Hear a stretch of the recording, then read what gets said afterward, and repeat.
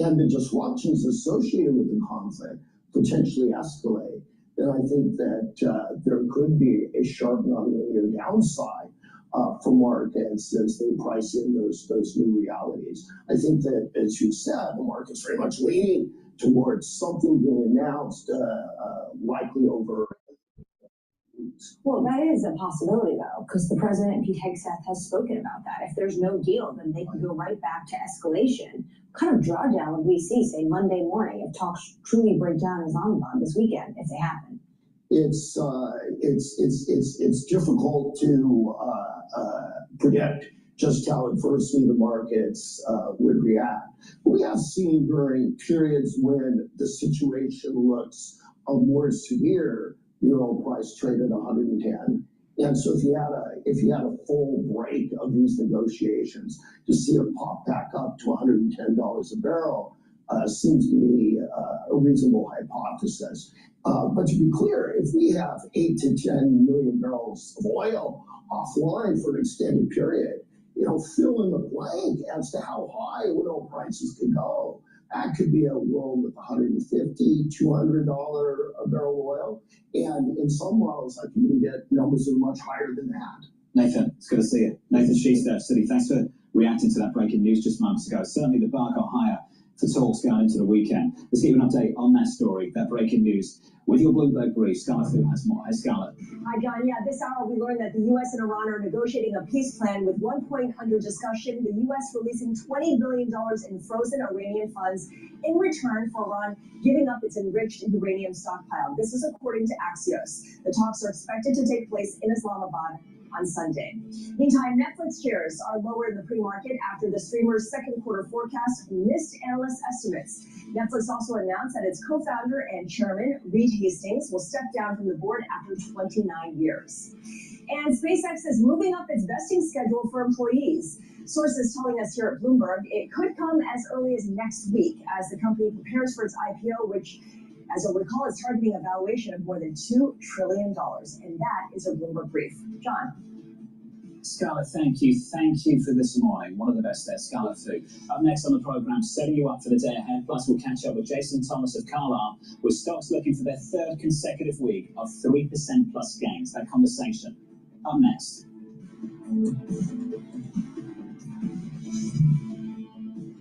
Nationwide has strategies built to help you save time. It's a game changer. Their timely market insights help simplify conversations with your clients. But sometimes actions speak louder than words. Crushed it. Own the thing. Behind the thing. Behind the next big thing.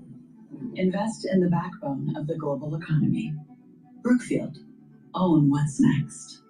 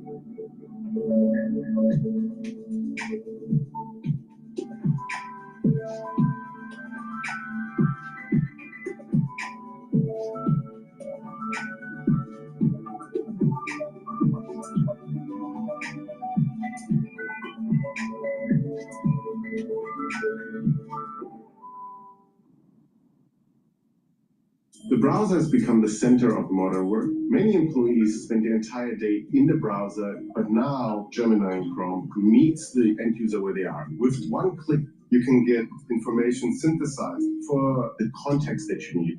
And you don't have to leave that tab.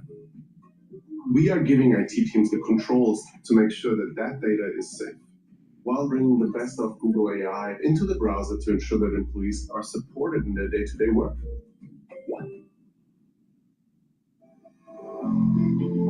things we needed to do for cost management and for scale was clearly move to the cloud. We had to choose the right partner. So we engaged with Unisys. Over the first 5 years of our partnership, our goal was to save 35 million. We've not only achieved that, we exceeded it by a significant margin. We don't just want somebody to run our organisation. We need someone to help transform our organisation.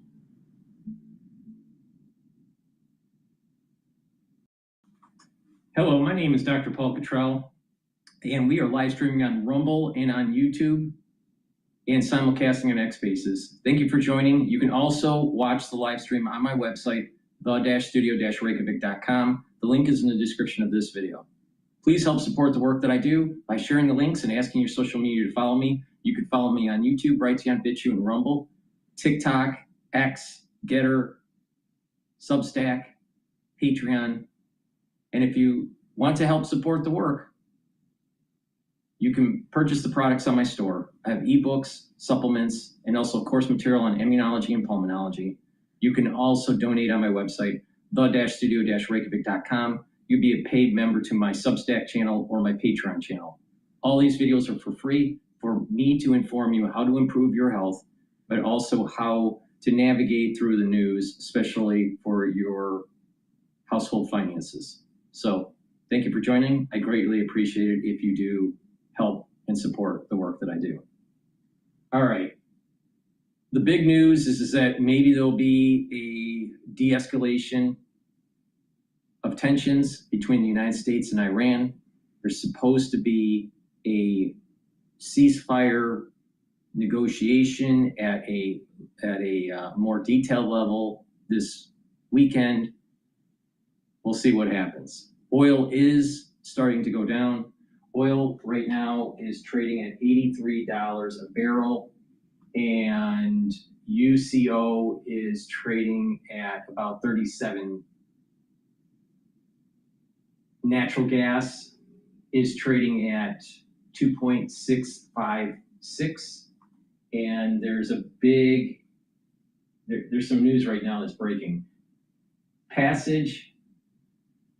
U.S. considers $20 billion cash for uranium deal.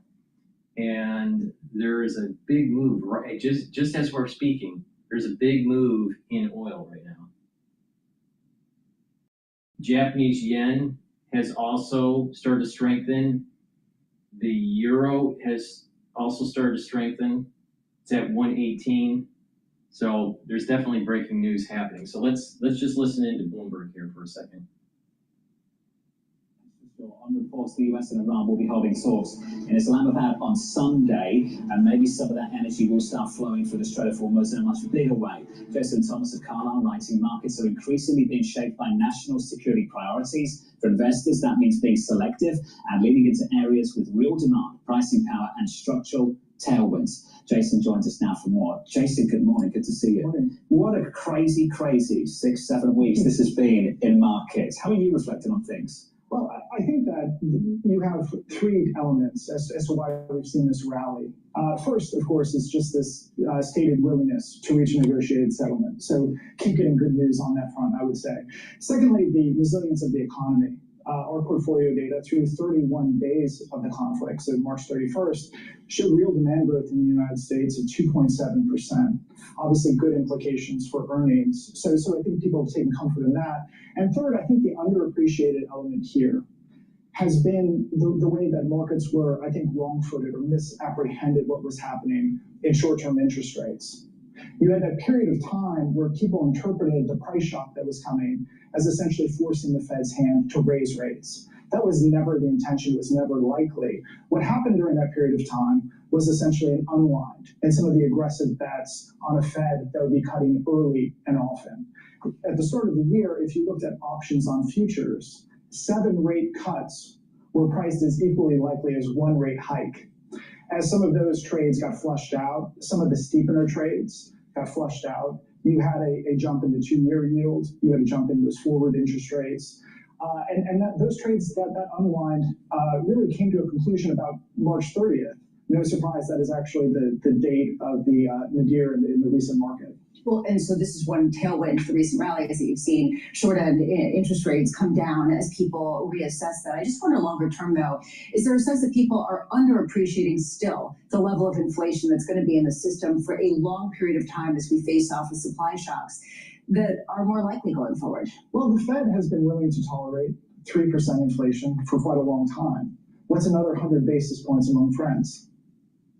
So no, so when you think about inflation, where it's likely going, you have I would expect 100 basis point shock in Q2 that's coming, that's going through the system.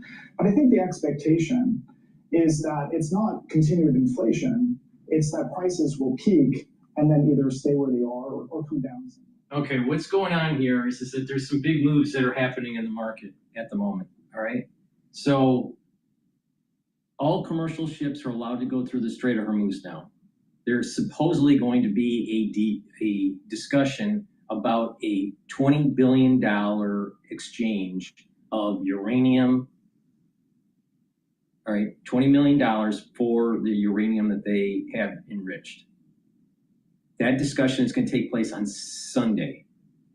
Now, what has happened is that oil has precipitously dropped. Now it's at 82.56, that's WTI. And UCO is continuing to decline. It is now 37.15.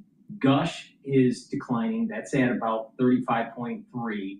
DRIP is climbing, which is a short ETF for energy exploration. That's at 5.06.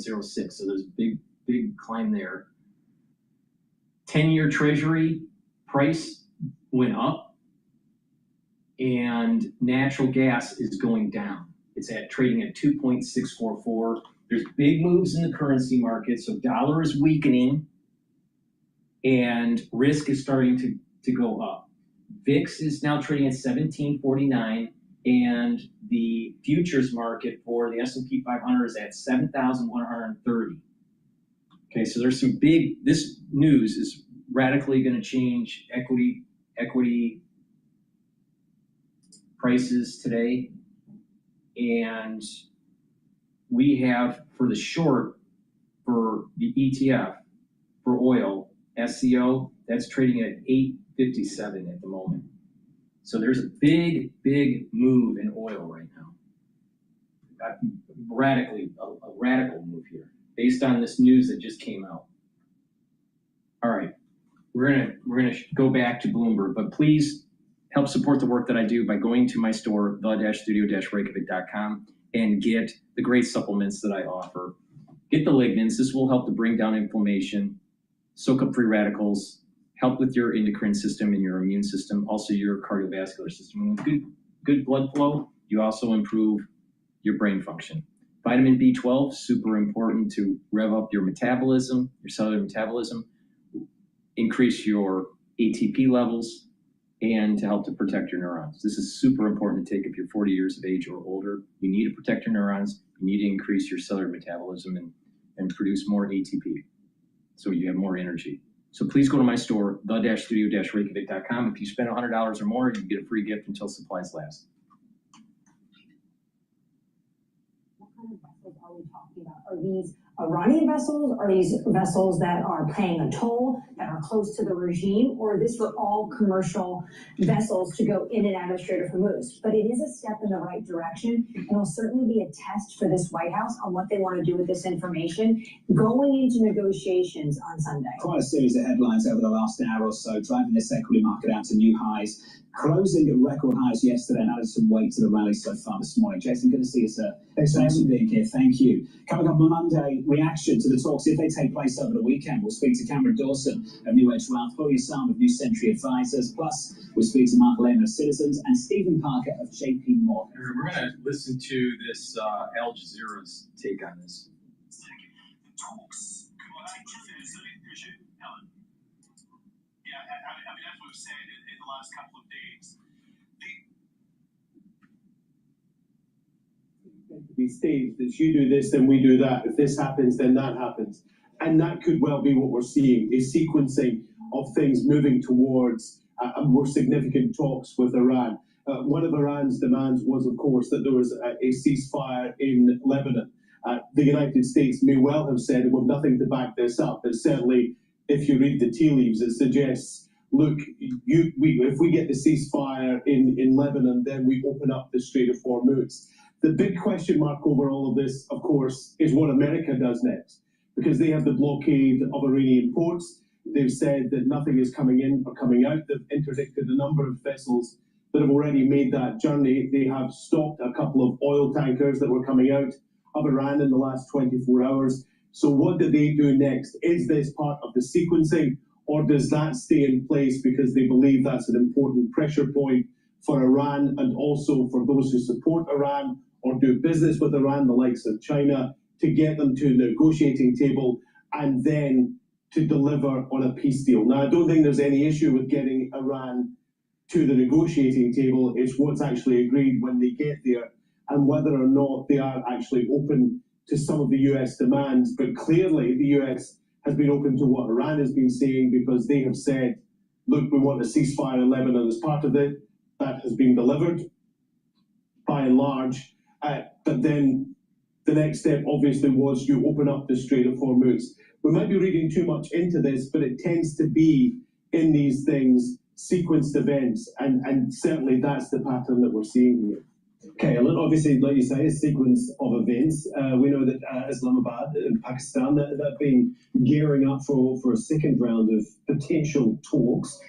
A lot goes on behind the scenes, obviously. Is there any indication from the White House that they might be getting ready to re-engage with Iran in negotiations?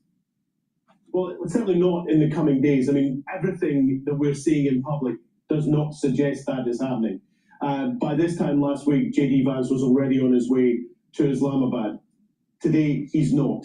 Marco Rubio could have been on his way to Islamabad. Today, he's not.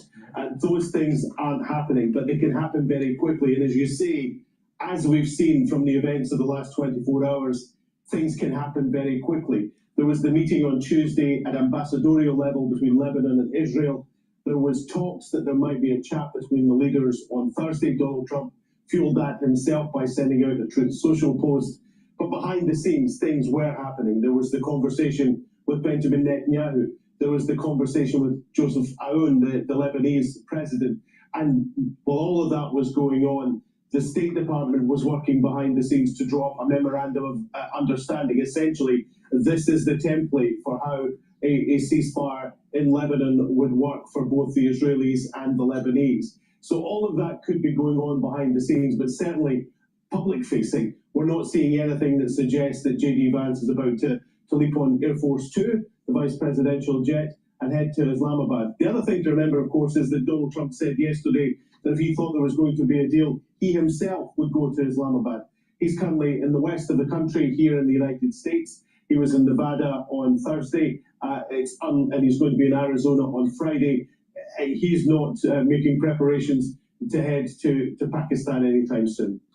Okay, thanks so much, Alan. Stay with us. Just want to bring that breaking news. So right now, Brent crude is just above 40. It's like not just above, just above 90. It's like 90.44. And WTI is trading at 83.09 at the moment.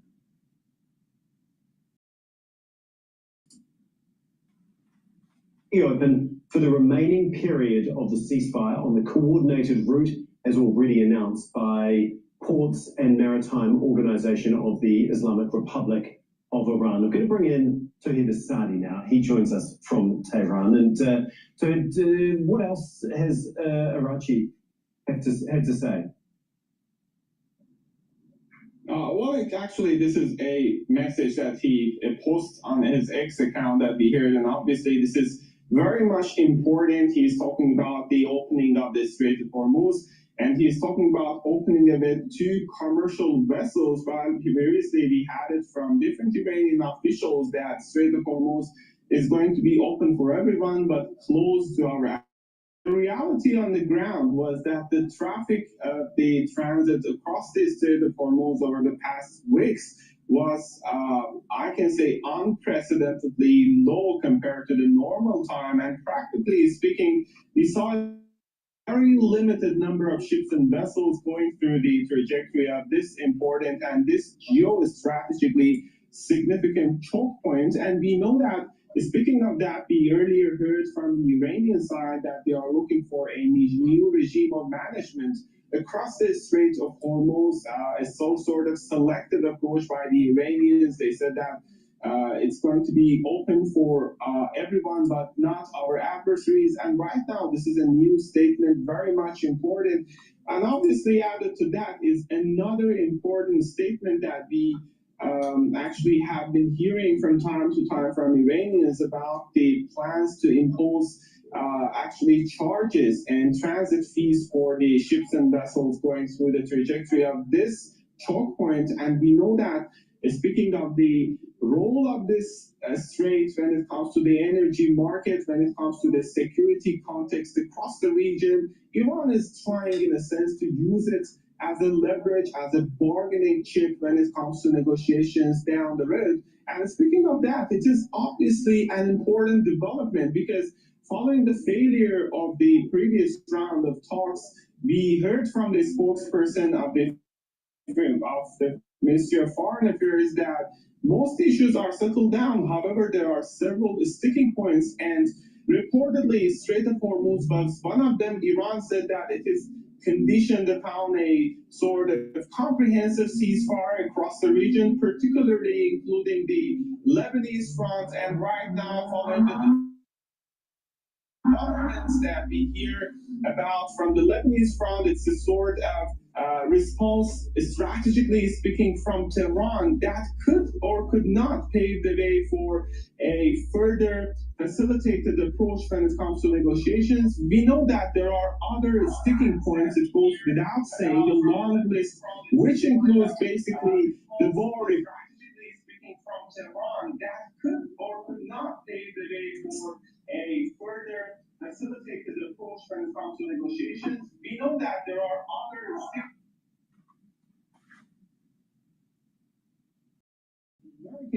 we can rest assured that there are other points of contention when it comes to any potential rapprochement. However, we have to keep in mind that this is certainly a very important positive step forward when it comes to a possibility of negotiated settlement between Tehran and Washington. Whether or not at the end of the day there is going to be a next round of talks is a very important question. There is no official confirmation in that regard from Tehran. However, we know that diplomatic engagement goes on, as we've got it from Foreign Minister Abbas Araghchi during his phone calls with many counterparts beyond the region and across the region. And also Tehran says that it continues its contacts with Islamabad, a sort of mediated communication with the United States. That's something that they call.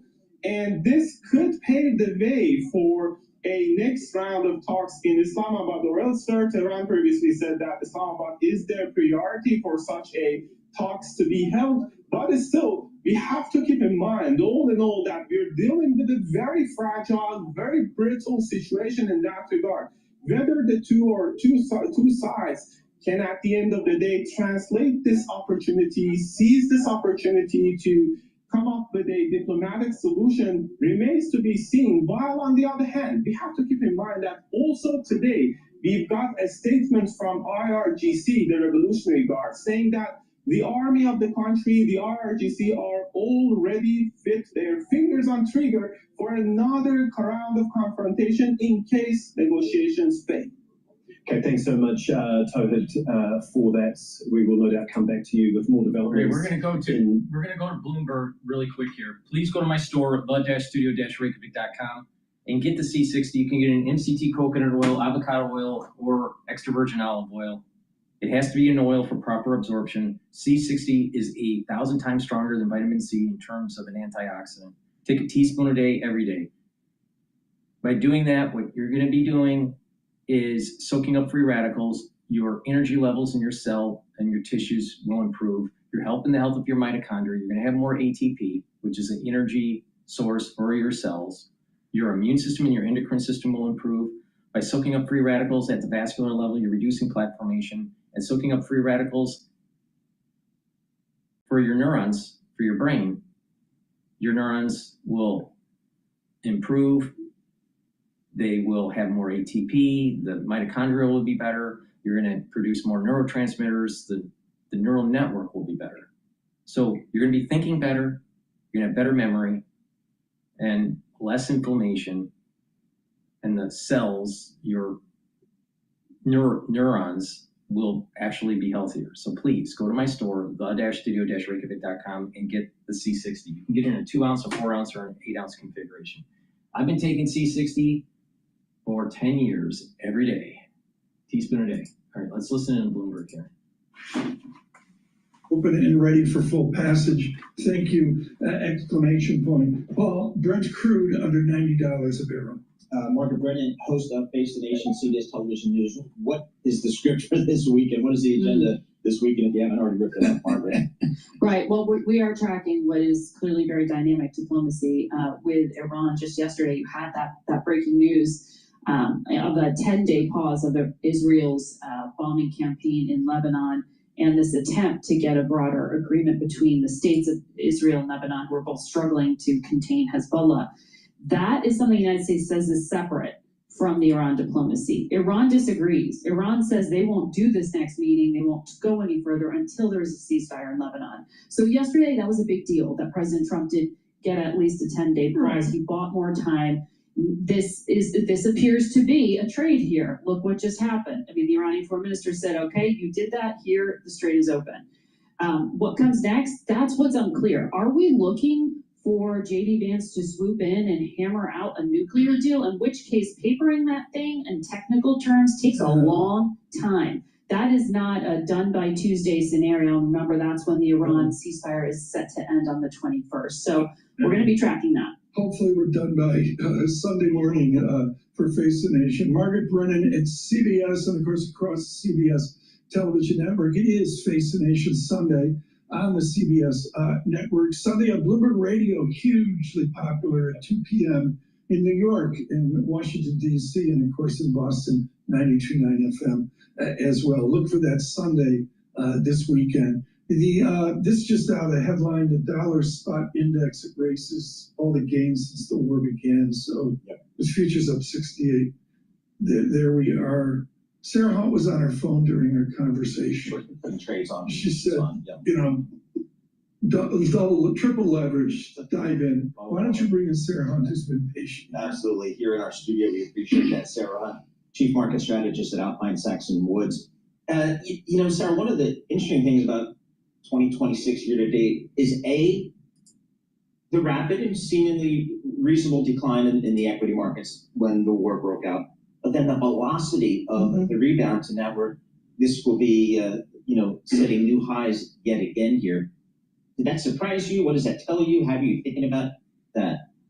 I did have a thought this morning that you end up with a crisis, and then just resolving the crisis means you can go higher. Whether or not, I mean, if you took that out of this year entirely, markets would probably be higher anyway, just because of the earnings front, and we'd be worried. We'd be talking about a whole lot of other things that we were worried about before. But the resolution of this, and the possibility that this resolution makes things a little bit better, I think has got everybody quite giddy today. Futures up 70, Dow futures up 604. We're going to get a 16 handle on VIX. We're not there yet. Philip Carre, legendary Pioneer Funds, Boston, lived to a ripe old age of 102, 104, 106, something like that. And he would say the bright lines of inflation assist. Are we pricing in a nominal GDP, maybe with a lot of inflation in it, that's going to be sprightly for revenues, and so we're underestimating revenue growth into 2027? We may be underestimating revenue growth, but if we do get that inflation, you're probably also underestimating the cost side. So I'm not sure how much that goes together, because for corporate earnings, a lot of it's going to be about margin. But do you see margin erosion? Not yet. I mean, and we really haven't seen it. And that's sort of amazing. And that's one of the reasons that there are all sorts of other tensions, especially on the labor front, right? Because you're not seeing any wage growth that's enormous relative to some of the growth that's on the revenue side. I got to keep doing data here, Paul. I'm being so rude to Sarah. Why don't you pick up the editor, because she hates me? Brent crude, an 87 handle, down 11. West Texas Intermediate and 83 handle. Sarah, I'm sorry. I can never Markets are moving here, so we'll stay on top of it. Let's get away, Sarah, and pretend like we're investment professionals. Let's look at fundamentals here. Earnings, they still matter, I'm told. What have we seen so far? What do you think the market needs to see in this earnings cycle? Well, what's interesting is let's see how this plays out, because right now this drop in oil prices is very positive for that, because one of the concerns that we had was that people were baking in the growth from earnings that were coming from some of the tech spend and some of the other areas, but not worrying about the potential erosion from higher energy prices. I think you're going to end up still with some more premium in an oil price than you've seen for the last couple of years. But if we can get oil back, if we can get down here and stay down here in the 80s, that's not so terrible. Those earnings were already looking like they were going up in the teeth of this war, which was sort of amazing. And I think that's also why the rebound in the stock market over the last 8 to 10 days was partially on the back of people bumping up earnings estimates. Interesting.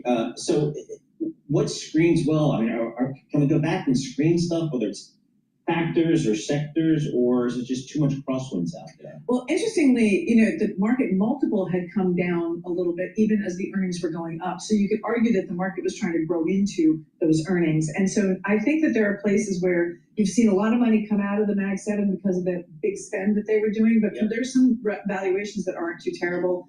I didn't get a chance to look at the Netflix earnings, but I mean, Netflix may be experiencing a pump, but it's generally speaking, I think people were happy that they didn't end up in that merger. Right, I'm not too concerned with the whole Netflix thing. So let's go to CNBC here. Out of Anthropic, as we should. It's one of the more important companies, period, at this point. Its revenue growth rate, the likes of which we did rarely, if ever, seen. As we've also said, starting at $9 billion at the beginning of this year, revenue run rate exceeding $30 billion.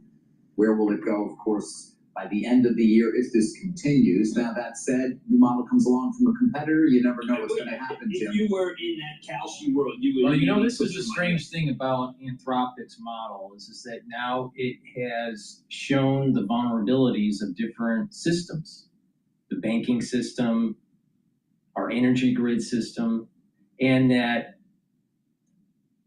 other competitors, especially our adversaries, can create these models to find vulnerabilities and exploit those vulnerabilities. So cyber warfare has increased. There is going to be an arms race in cyber warfare now because of AI. It's getting to the point where these AI companies need to be regulated. Please go to my store, the-studio-reykjavik.com, and get the lemongrass structural nail silver soaps and the peppermint version. These soaps will help with your skin pores, and it'll help to neutralize because it has the structural nail silver. It's very high quality soap. Use it every day. Please go to my store and get a few bars for your household. And vitamin D3. Vitamin D3 is super important. Why? Because it's a gene expression cofactor. Your cells will perform better. Vitamin D3 also helps to absorb calcium. If you do resistance training, it's going to help to build denser bone. Vitamin D3 also helps with your cardiovascular health. And vitamin D3 is super important to get cells to go into apoptosis if they're infected. That's why you want to take vitamin D3 during the cold season. So please go to my store, the-studio-reykjavik.com. Now, magnesium and zinc. Magnesium and zinc will help to boost up your immune system. But magnesium also helps the efficacy of vitamin D3. Vitamin D3 will work better when you stack it with magnesium. So please go to my store, get the magnesium and zinc, boost up your immune system, improve the efficacy of vitamin D3, and magnesium will improve your brain function. Super important. So please go to my store, use discount 5 to save some money, all caps, discount 5, and you spend $100 or more, you get a free gift until supplies last. Back to Al Jazeera, because I really don't care about Netflix. It's all saying that from now on, Iran plans to actually impose a new regime of management over the Strait of Hormuz, and that includes imposition of tariffs and transit charges for ships and vessels and oil tankers trying to go and transit through the trajectory of the Strait of Hormuz. And again, something interesting, in the post by Abbas Araghchi is that he says everything should be in coordination with the Iranian side. In particular, he says that on the coordinated route as already announced by ports and maritime organization of the Islamic Republic of Iran. And that brings us to something that we already heard from IRGC, the Revolutionary Guards, a couple of days ago. They came out to announce a new pathway for ships very close to the coast of Iran. Whether this reopening is going to be on the basis of the former pathways or the new pathway announced by IRGC a couple of days ago is another controversial point. And on that, we know that, as I mentioned earlier, Tehran is trying to use the Strait of Hormuz as a point of leverage, as a point of pressure, and obviously it knows the role of the strait when it comes to actually the geostrategically significant place that they are dealing with, the role that it has when it comes to the global economy, energy market at a larger scale. And also, we know that, speaking of the context of the talks between Iran and the United States, the Strait of Hormuz was one of the most critical ones, but again, not the only one, as we're dealing with other complicated issues when it comes to a negotiated settlement. Again, back to the first point, we are dealing with a very fragile and very brittle situation. This is obviously a very first and foremost important step forward, but whether or not this is going to be a continuation of diplomatic engagement, paving the way for a long-lasting peace, or this is just a temporary fix, remain to be seen, and we are following the developments to see if there is going to be another chance for negotiations between the two sides. And also, we have to keep in mind that the military side, again, has got its own very strong rhetoric from Tehran, saying that in case of a failure of negotiation, there is a preparedness for another round of confrontation. Okay, thanks so much, Toad Asadi, for us there live in Tehran. Well, the latest announcement on the opening of the Strait of Hormuz comes after a ceasefire in Lebanon. Israel agreed to the 10-day truce after pressure from US President Donald Trump. Families are returning to bulldozed homes in southern Lebanon after weeks of conflict, but they're being warned the truce may not hold. Sana Hodder reports from Navatir in southern Lebanon.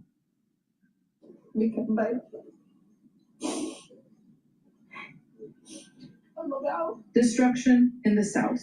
Huwaida returned to find her home in ruins, like many other Lebanese people. They've returned after the U.S. brokered a temporary 10-day truce with Israel. Navatir was among the areas Israeli forces repeatedly targeted with strikes during 46 days of conflict. Some didn't have time to escape. No one really knows if this ceasefire will hold. You just can't be sure, because you can't trust Israel and the United States. Their return, even with the uncertainty about what comes next, is being framed as a victory.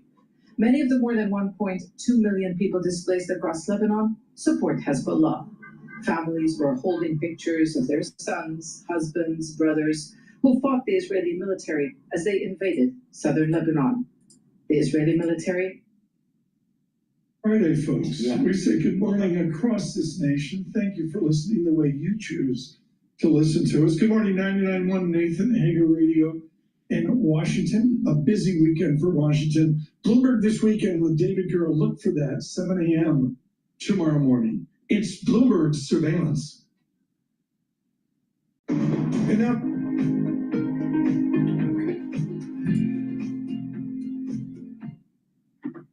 all right, so let's take a look at some of the other breaking news here.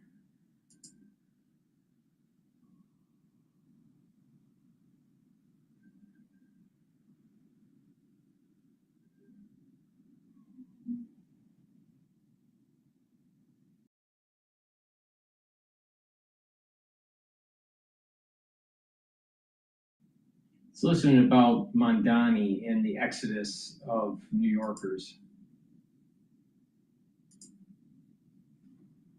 Imagine being able to build an app with your name on it just by thinking about it. Meet Base 44, a complete AI creation. So with me now is a New York guy, John Katzmatidis.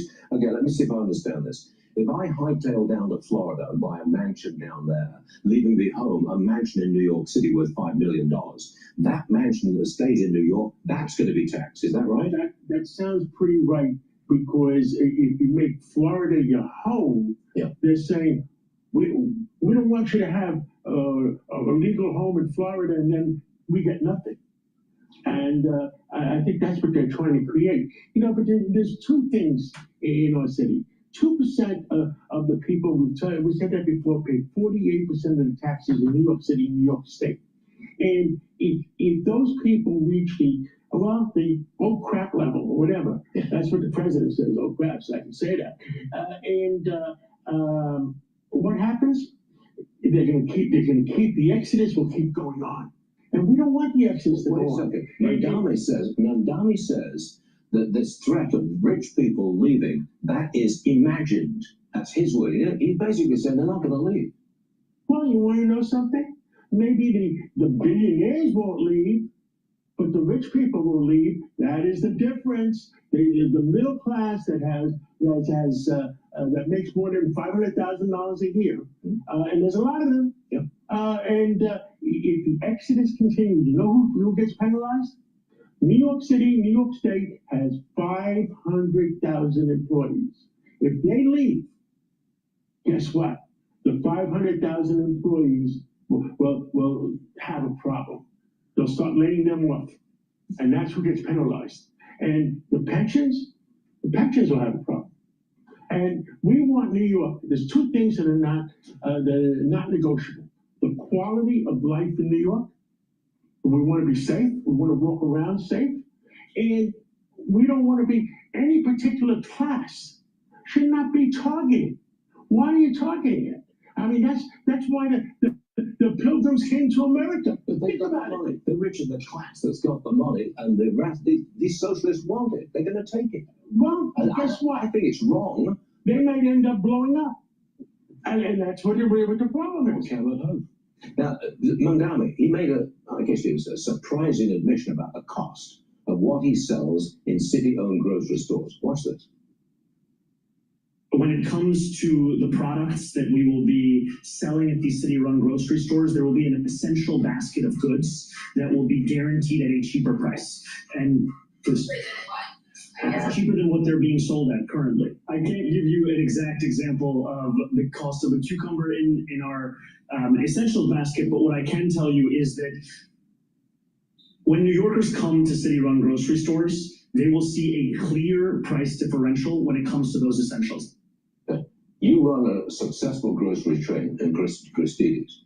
Can he sell a basket of basic items at a lower price than you or anybody else? Oh, absolutely. I mean, because they said that they're not going to charge any rent, and they're not going to charge. If you don't charge me any rent right now, I'll reduce prices 20% tomorrow morning.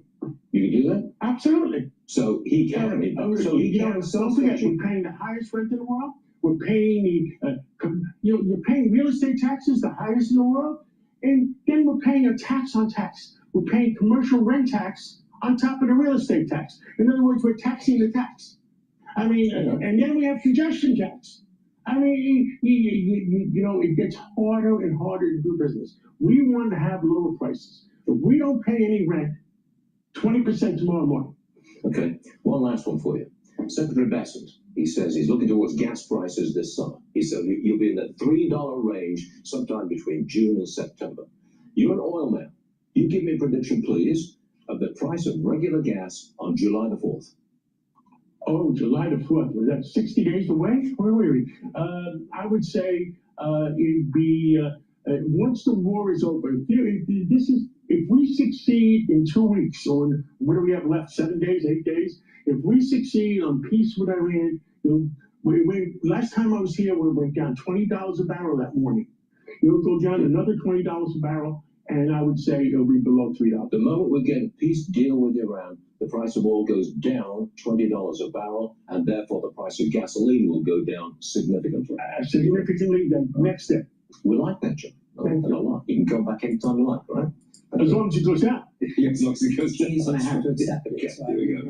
but it'll be a fun few I decades feel ahead. sorry when you go to an airport and you see like the USC field hockey team at 11 o'clock at night, waiting on a delayed flight to go from Rutgers and Piscataway over to Is the Los magic Angeles. still there of USC and UCLA, or is it so screwed up in college? I run a We're gonna go to podcast, Fox so News. no producer, no editor, no tech skills, just Riverside. I get high quality podcast recordings right from my room.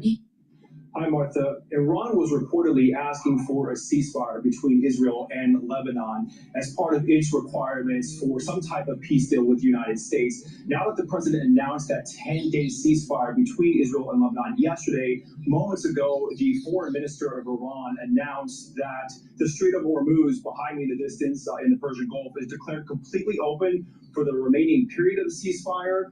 So, things apparently on the upswing here in the Gulf. We can report here in the UAE, there's been about a week of calm now. No incoming missiles or drones from Iran after weeks and weeks of almost endless attacks coming from Iran. Also, the U.S. State Department ended its shelter-in-place order for U.S. government employees in this country. Obviously, the State Department urging people to still take shelter if needed. And then, of course, behind me in the Gulf, we're on day 5 now of the U.S. blockade that apparently has been going down without any reported incident or major confrontation. In fact, CENTCOM says at least 14 vessels have heeded the United States commands to either turn back to the ports of Iran or not violate their blockade. Now, the latest update from CENTCOM also says that they've been escorting people around the blockade, and here's some audio that the United States released.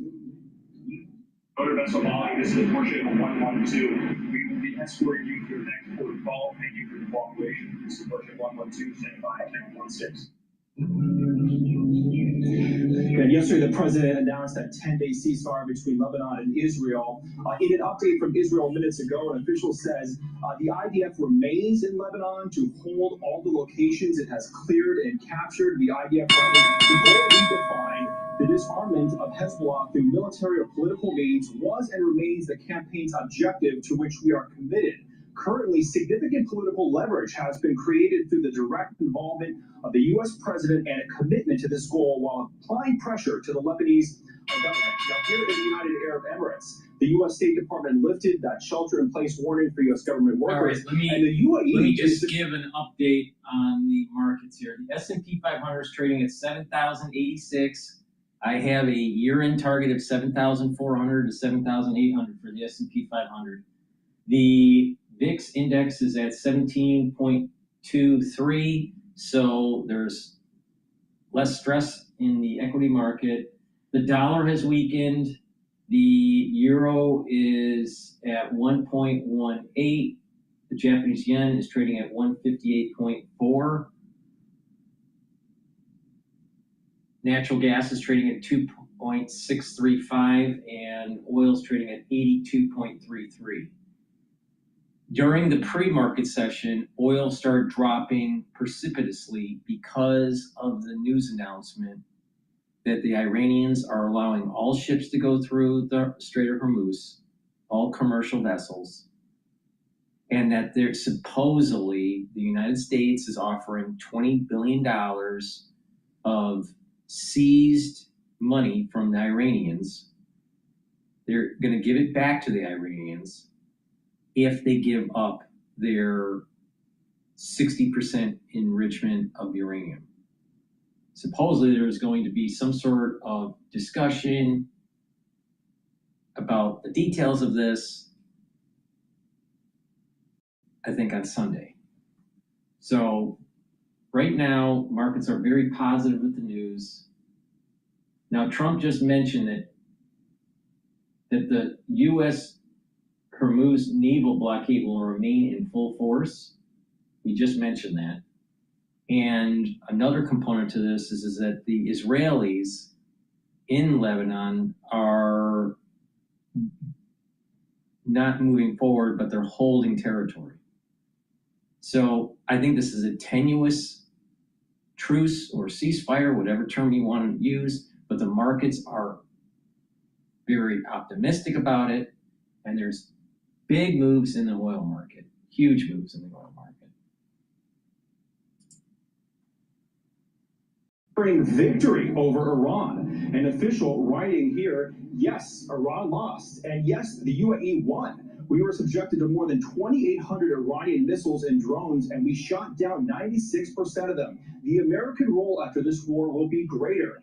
This Emirati and Gulf partnership with Washington came after long years of relations, mutual trust, and joint investments. Now, back live here on the Gulf, we are, of course, monitoring the potential for a second round of peace talks, perhaps in Pakistan this weekend. Yesterday, the president said that those negotiations could be happening in Pakistan, and he even said there's a possibility that he may head there. But we'll continue to see what happens, because now that Iran has apparently relinquished its self-proclaimed control over the Strait of Hormuz, perhaps these peace talks do not have to happen in Pakistan, but we're tracking it hour by hour, and we'll keep you updated. Martha, Bill. Yeah, very interesting statement from the Dubai. That doesn't make any sense, because there's supposed to be discussions about them giving up their uranium. So I wonder if this is going to be a short-lived rally. Who knows? That's Matt Ben. Yeah, a lot of things popping by the hour. Just on the map over here, we just take it back to the Persian Gulf. This has been the area of the interest, really, for the entire world for the past 48 days. Let me show you this on the map now. These are the vessels in the Persian Gulf, all right? So in red, since the start of the war, these are the vessels that have been basically at a standstill in the Gulf, off the coast of Basra in Iraq, off the coast of Kuwait, many off of Saudi Arabia. Look how much they're bunched up around the United Arab Emirates. I mean, just so many of these ships have been stuck here. I want to swing over here and show you the impact of the U.S. blockade on Iranian ports. The blockade's only been in place for a couple of days, and right now you can argue this has been a success so far. This is Monday of this week, right, April 13th.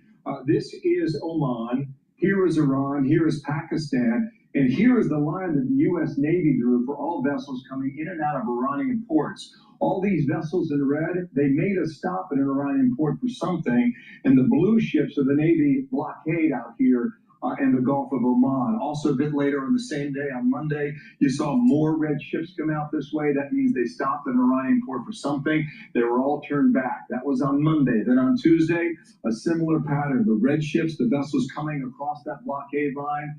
In total, by the end of the day on Tuesday, we had at least 14 vessels that have been stopped by the U.S. Navy. And that's where we stand right now, at a stalemate. Former CIA Station Chief Dan Hoffman joins us now. Dan, good morning to you. I want to get your reaction on the breaking news. How do you analyze what we're hearing out of Tehran now?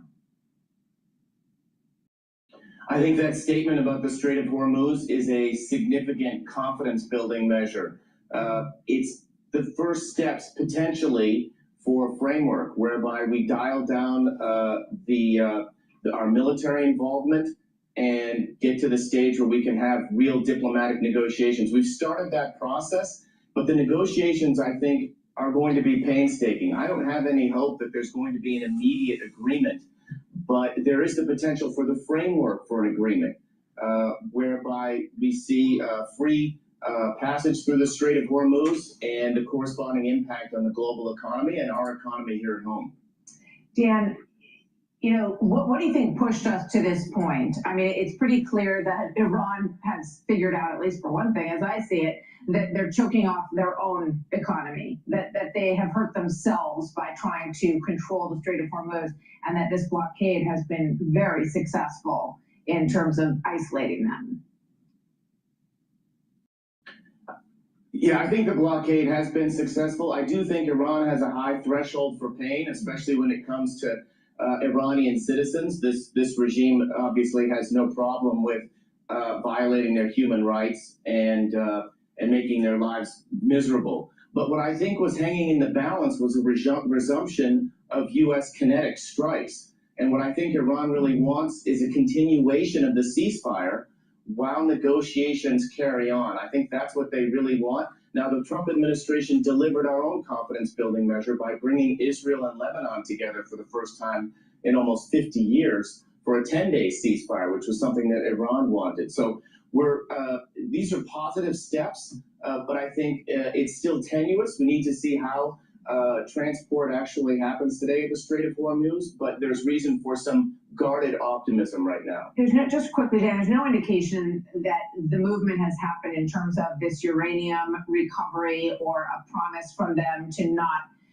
enrich uranium or continue this program over many years. Is there?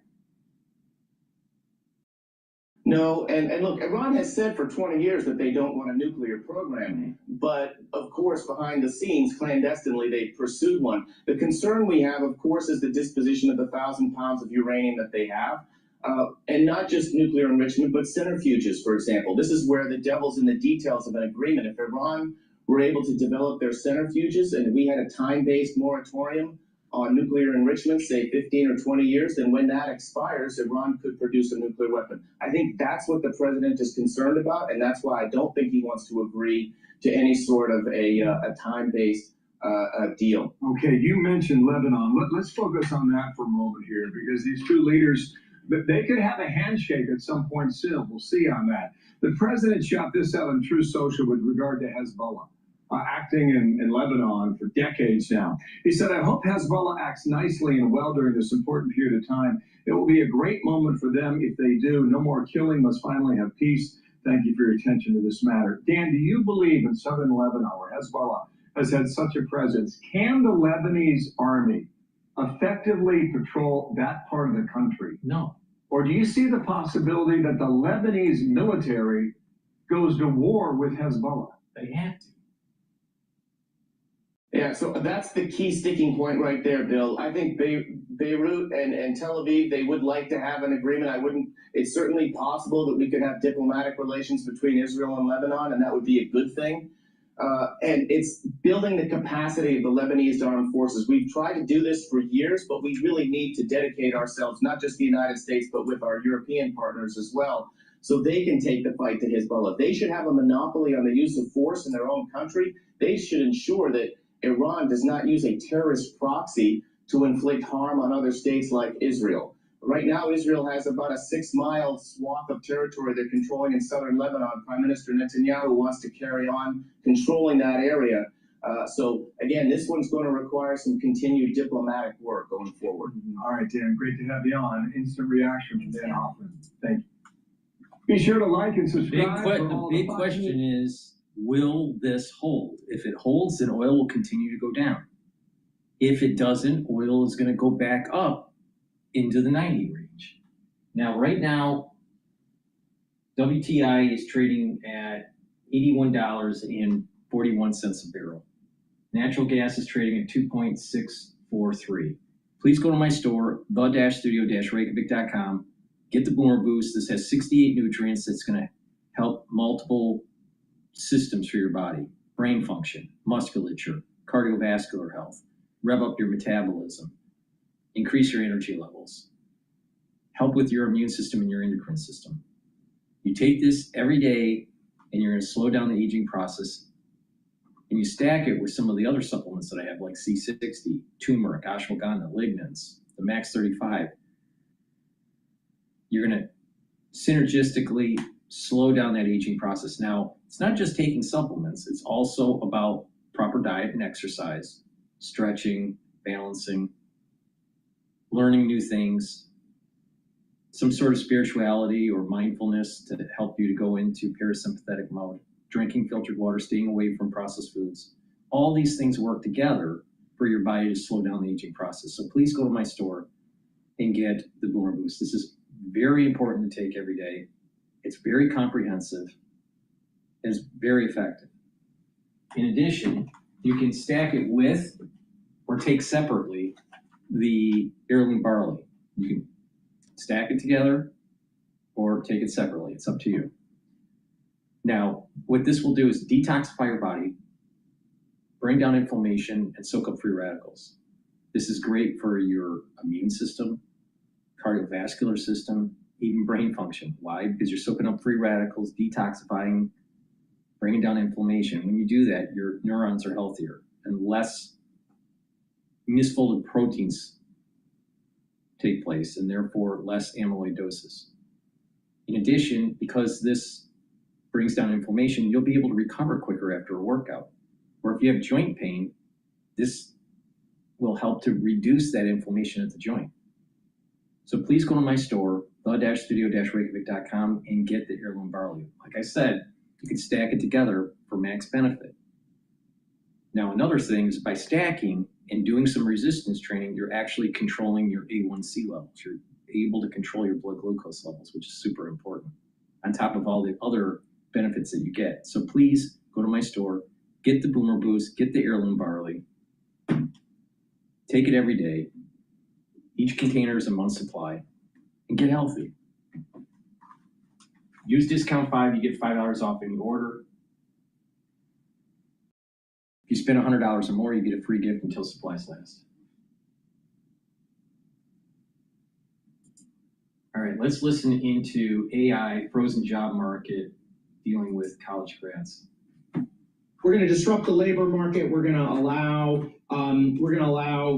huge swaths of the workforce to not have jobs, and you also have big public companies often bring up AI to explain layoffs, and that's creating all of these downstream consequences. Essentially a backlash. There are a lot of young people, a lot of recent grads are feeling more anxious about their job opportunities because of AI. You're also seeing political opposition to data centers. You're seeing more candidates on both sides of the political spectrum, sort of coming out against this, treating it as a sort of controversial thing that needs to be reined in. I mean, Paul, you've been killing it. You've been working on Claude, haven't you? You got home and you're doing Claude 3.5 right? I'm cutting edge here. And just to that point, Max, Torsten Slock over at Apollo is out with a note here today. A new paper with a framework for understanding the impact of AI on the labor market. The authors find that 18% of all jobs in the U.S. are at high risk of automation. That's from the OpenAI economist. I sent that to you. That's real. And, the question, I guess, for a lot of folks is, how do I adapt to that? And that's probably a lot of the truth is we don't know. There's a difference between potentially impacted and going to lead to layoffs. There are a lot of confounding factors. You sometimes have companies wanting to do a layoff, maybe because they overhired, maybe because they made some poor business decisions. And right now, you can sort of get instant tech credibility by claiming that you're doing it because of automation. So it's hard to know. And there are also signals pointing in multiple directions. You have on one hand, there's research suggesting that recent grads are more impacted. Yes, go ahead. Okay, this is too important, Max, and you're the hipster here, so we got to go. I should mention Dow up 550 points, the VIX 17.7 for the markets surge. Okay. Here's what I got. AI solutions architect, minimum pay, $160,000. Technical product manager, minimum pay, $140,000. Full stack Vibe developer, that sounds like Max. Full stack Vibe developer, $110,000. I'm going to suggest the jobs are there, but the kids don't want to do the grunt work to nail Cursor or Claude 3.5 or the rest. What are you seeing in everybody's business? Do they really want to do the work? I think that most college graduates would be thrilled to have a job that paid $160,000. I can't remember the exact. Do they want to do the work? I think there are questions about who is going to get those jobs, right? Yes, they want to do the work is the answer, Tom. But I think that not everybody is a Vibe developer. You said a bunch of words there, and again, these are not necessarily jobs that are going to recent graduates. And part of the frustration, right, is that you have those numbers sound pretty high. Some AI developers are making much more. We've lived through this cycle where Facebook, Google, and so on are doling out enormous contracts, tens of millions, even hundreds of millions of dollars. Come on, there's a double E engineer from Stanford. Okay, forget about that. I'm saying, Paul, help me here. The kids come out of school, okay, they got a degree. Right. I can't get a job. My father would say, you got to lean over the desk and learn AI. Do you see that in your reporting on everybody's business? What we see in our reporting is that the job market for recent grads is worse than it has been relative to the workforce historically. Historically, You're a recent grad, you have an easier time getting a job than the average person. Those entry-level jobs are easier to get.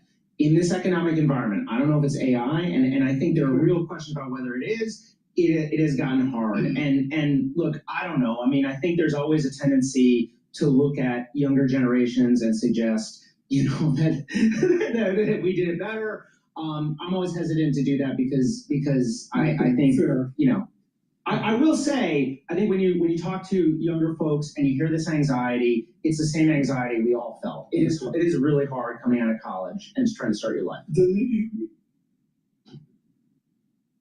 Okay, Max brought me to silence. Everybody's business. Can't say enough about it. Max checking to Stacy Bannon Smith here. The Dow up 523 points. Too short a news flow. I think what is happening is we have technology coming in that can automate jobs. Now, we've had a huge boom in the economy from the 1970s to now. I remember the 1970s very well. And the 1970s, what was happening, individuals that were coming out of college, they were pumping gas. They had problems getting jobs. And there was stagflation. You had inflation because of the Vietnam War. We were getting off of the gold redemption status that Nixon took us off of. There was problems with the Carter administration. You had the oil embargoes of 74 and 78. So, there was a lot of problems that were taking place. Unions were having difficulty with their negotiations, and individuals coming out of college had a problem getting jobs. Now, once we started to do computerization in the 80s and in the 90s, there were tons of new jobs that were taking place. So people that had an education and wanted to use computers could and grow your career. I mean, I benefited from it because of the computerization of engineering, in CAD, CAM, and, CNC and automotive design and all that stuff was available to me because of computerization. So, because these jobs were available in the 80s and the 90s, a lot of people were able to benefit from it, and the whole society benefited from it. You had a huge middle class that ended up getting into upper middle class because of this. Now, fast forward to 2026, we're creating systems that actually are reducing the number of people that are employed in the computerization of the economy that happened in the 80s, the 90s. So we're, in essence, coming full circle and getting back to the 1970s. And this is the reason why people are saying, well, wait a minute, these college grads are having problems. There's inflation, and there's cost of living is an issue, and there's a lot of geopolitical risk. Now, those are all very similar to the 1970s. Now, the 1970s had double-digit inflation, and we didn't have energy security. We have energy security now, and inflation is somewhat tamed, but the cost of living in general is too high. And the computerization jobs that were created in the 80s and the 90s, those jobs are starting to be truncated, especially for new hirees, but also for older workers because of AI. So I think that it's the one big cycle. 70s were bad, the 80s, the 90s were really good. Then there was shipping high-paid jobs to India because of high-speed internet. Information to be sent over to India quickly. So there was a technology transfer that took place for about 10 years, from about 2000 to 2010, 2015. And then, we had the war in the Middle East that lasted for a long time and all this stuff. So I would say that AI is probably, there's a very high probability that AI will create the economy and have us come back to the 1970s as if we never had computerization or had very little computerization. So the question is how will, just imagine what would have happened with further college graduates if we didn't have computerization in the 80s. So our economy has to adjust in a way where people are employed with this AI. Now, maybe jobs will drop because of AI, and then job creation will start to slowly go back to recent historical averages in terms of employment. I don't know. But I'm concerned that there's this big cycle that's happening that's having us move towards the coming back to the future, to borrow a term, back to the future, which is back to the 1970s because of AI diminishing jobs. It's very similar to what I remember in the 1970s. Please go to my store, the-studio-reykjavik.com, and get the Max 35, or Cleanse. Cleanse is 30 parts per million, Max 35 parts per million, but you take it the same way. Take a teaspoon a day every day, swish in your mouth, gargle, about 20 seconds and swallow it. What this will do is improve your oral cavity by neutralizing and your oral pharynx, maintain your mucosal barrier, and help the health of your epithelial cells. It will boost up your innate immune system. It's that simple. Take it every day. I've been taking Max 35 or Cleanse for over 6 years, every day. So please go to my store, the-studio-reykjavik.com, boost up that innate immune system and neutralize and improve your oral cavity. And by improving your oral cavity, you're also helping your cardiovascular health. And if you have arthritis or muscle pains from working out or pulled muscle or a sprain or even tension headaches, this topical agent you can use and it will relieve your pain within 90 seconds. Get the super strong relief, apply it on your skin where it hurts, and you'll get that relief, including arthritis. So please go to my store, the-studio-reykjavik.com, and get the super strong relief.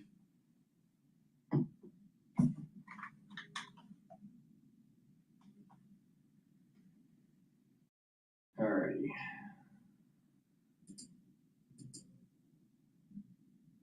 The S&P 500 is now trading at 7,100.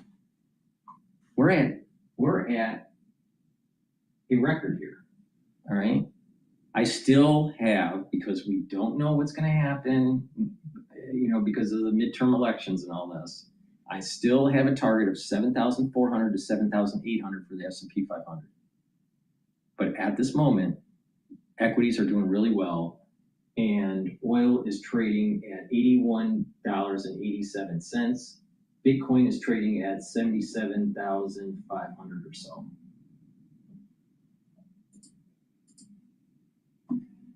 And of course, really importantly, the political discussion with Joe Matthew. I do want to mention tomorrow. Do you think they're blowing up Bloomberg this weekend right now? I think so. Lisa Mateo and the team will have Bloomberg this weekend, 7 a.m. tomorrow. 7 a.m. Sunday as well. Elena Popina, I didn't think she'd show up. I mean, she's glued to the equity desk. Yeah. What's it like when we go up 680 Dow points? Do people switch to Tito's and Tane or, shots of tequila? Everyone tunes into Bloomberg Radio and just listen. Oh, is that what it is? Okay, you can come back. We were talking to Amy Silverman about the short squeeze. You look at it from a different view. Define the short squeeze. People going, oops, I was wrong right now. Yeah, so traders borrow the shares to sell them short. And then the stock market rises to the point where they have to close out those positions because their positions did not work out well. They sell the shares short. They borrow okay. So let me start that over. They have to buy those stocks. Russian? Would it help if we did this they have to buy those stocks at really high prices, which mechanically fuels further gains. I'll give you an example. A Goldman Sachs basket of the 50 most shorted stocks in the S&P 500 is up 14% this week. That's the best week for the basket since 2023. So there is a lot of short squeeze happening in the fringes of the market. I don't believe that bullshit. I believe in terms of equities, people are chasing it. They don't want to be left out. And more people are getting to the philosophy that if the market goes down, buy. And retail and 401ks and IRAs and all people are being conditioned that buy when it sells off, which is the right strategy because you will benefit in the long run. Now, you have tactical traders out there on Wall Street that are, doing this active trading with these portfolios, and they may have picked the wrong bet with this. But what's happening is that more people are getting conditioned that when the market goes down, buy so you can get that extra yield. And that's the right way to do it in terms of long-term horizon investing. So, and this is part of the reason why all these experts that keep on trying to push down the market when they think a recession is going to happen doesn't happen. And the market keeps on getting buoyancy because of the retail investors coming in and keep on buying. So there is actually a little fight that's happening between tactical traders on Wall Street and actually the retail investor. The retail investor is actually keeping the market up, which is a good thing. And that over time, the retail investor, as they're managing their portfolios personally and not letting other portfolio managers manage their money, the retail investor is controlling the market. And that's the way it should be. Not the professionals on Wall Street, because the professionals on Wall Street were playing games. But people are getting wiser and people are taking charge of their investments. So for the ones that were listening to me during this Iranian war issue, I told you what to do. And if you did what I told you, you made money. All right? Now let's think about how much money would you have made if you deployed capital at the time when I started telling you to do this. That was at about 6,500. And it's now trading at 7,100. So the S&P 500 has gained 600 points. So that means that you would have had a 9.2% return over a 6-week period. 9.2% return on your new deployed capital. You follow my advice, you're going to get money. If you follow my advice, you will also improve your health. All you got to do is listen and just do what I tell you to do.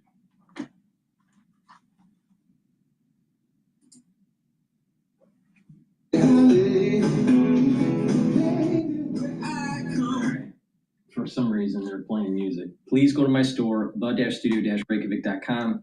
Get the resveratrol. Resveratrol will boost up the health of your mitochondria by soaking up free radicals. You'll have more energy. You'll have youthful gene expression. You'll also be able to get rid of cells that need to go into senescence. If you have cells that stop dividing and they're just staying there in your tissues, they collect garbage. That garbage is called lipofuscin. You don't want that. It causes damage to your tissues. Your tissues don't perform as well. You want to get rid of that. So this will help to get rid of those senescent cells. In addition, resveratrol will help the basal layer of your skin. And you'll get youthful gene expression with resveratrol. It stacks really well with C60. And a great neurostack that I have is Clarity Factor. Clarity Factor will get rid of that brain fog, allow you to concentrate on tasks. It'll improve your cognition. You're going to be thinking faster, and you will also improve your memory, and the dendritic connections between your neurons will improve. So this is a great neurostack. Take it every day, drink it with filtered water. And by doing that, you're improving your brain function. So please go to my store, the-studio-reykjavik.com.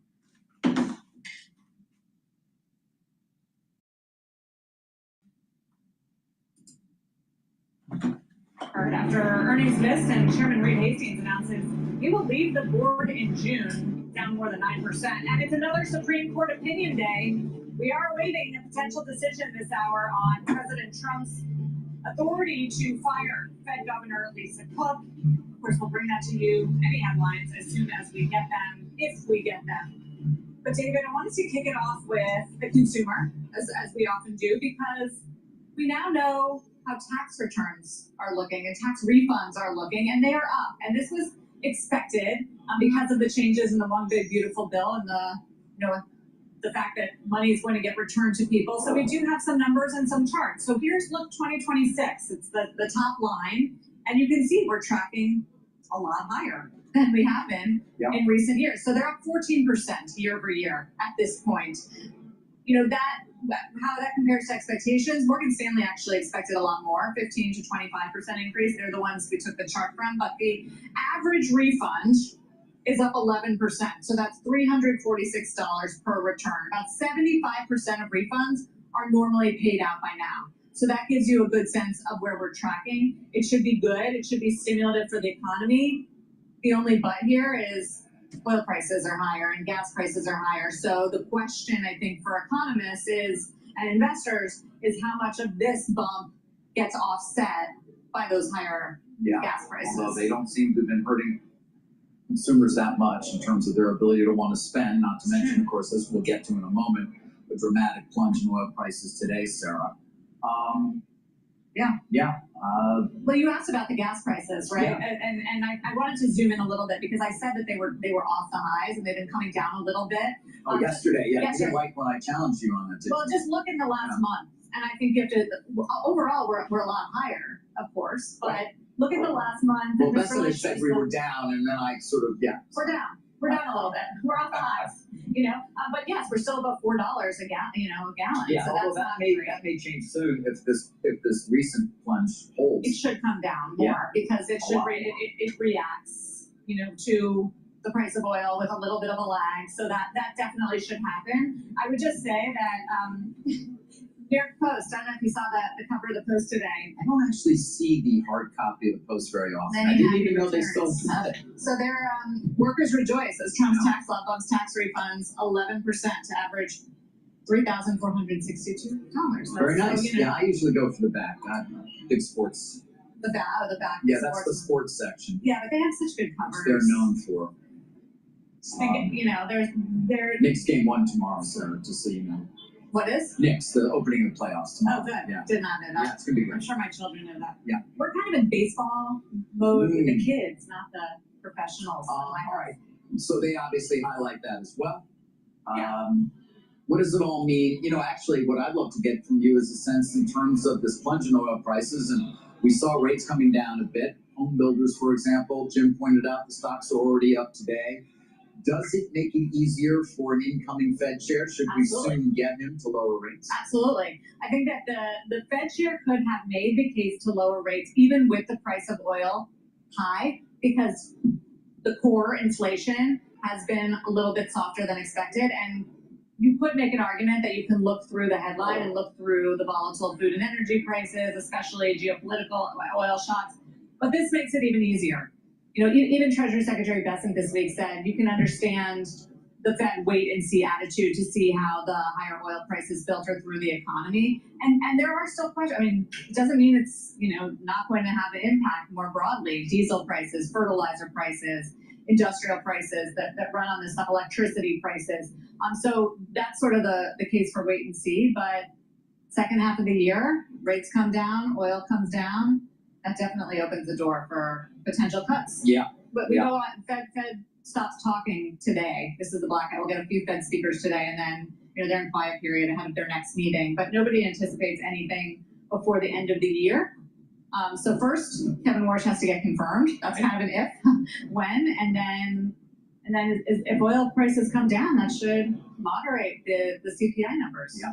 Well, as for oil, the price of it is coming down and coming down sharply right now. Take a look at that. WTI down as much as over 11%, along with Brent crude.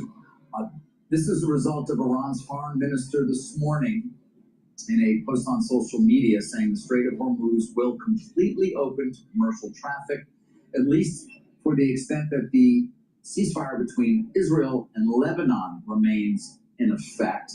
President Trump coming out and echoing that point as well in his own posts on social media. Let's get to Pippa Stevens for more on this dramatic move this morning. Hey, David, so I think it's really important here that we focus on the full post from Iran's foreign minister, because he said that while the strait is declared completely open for the remaining period of the ceasefire, he also mentioned a coordinated route as announced by the regime, which doesn't sound like it is fully open. And CIBC's private wealth director Bannon noted that this market has been trading the headlines, the speed of the headlines, and not the certainty of flows, and that this move feels optimistic, especially as the market reprices the idea of reopening faster than it actually can reopen and the flows will resume. And President Trump also said on Truth Social just now that the blockade will continue, which again does not suggest a normalization of flows. Now, both WTI and Brent are below $90 and less than $20 above where they were prior to the war breaking out. We're also seeing big drops in product prices with gasoline and diesel futures tanking. European diesel is now at its lowest level in more than a month. And I did speak to Maersk this morning, and it was before the post from the Iranian foreign minister. So timing is important, but still they said that there is no change in their approach and that they are not transiting the strait. So again, guys, clearly a big response in the market here, but we have not seen a resumption of flows, and it doesn't feel like flows will normalize anytime soon at this point. So what are you reading and hearing, Pippa? Because I mean, the ceasefire was agreed to, right, by Israel, Lebanon, and President Trump, imposed by President Trump, but Hezbollah wasn't involved in this. So I do wonder just how fragile this is potentially. I think fragile is the key word there, Sarah. And also, if you are a ship owner, you probably don't want to be the first one to send your crew through and to test the water, so to speak.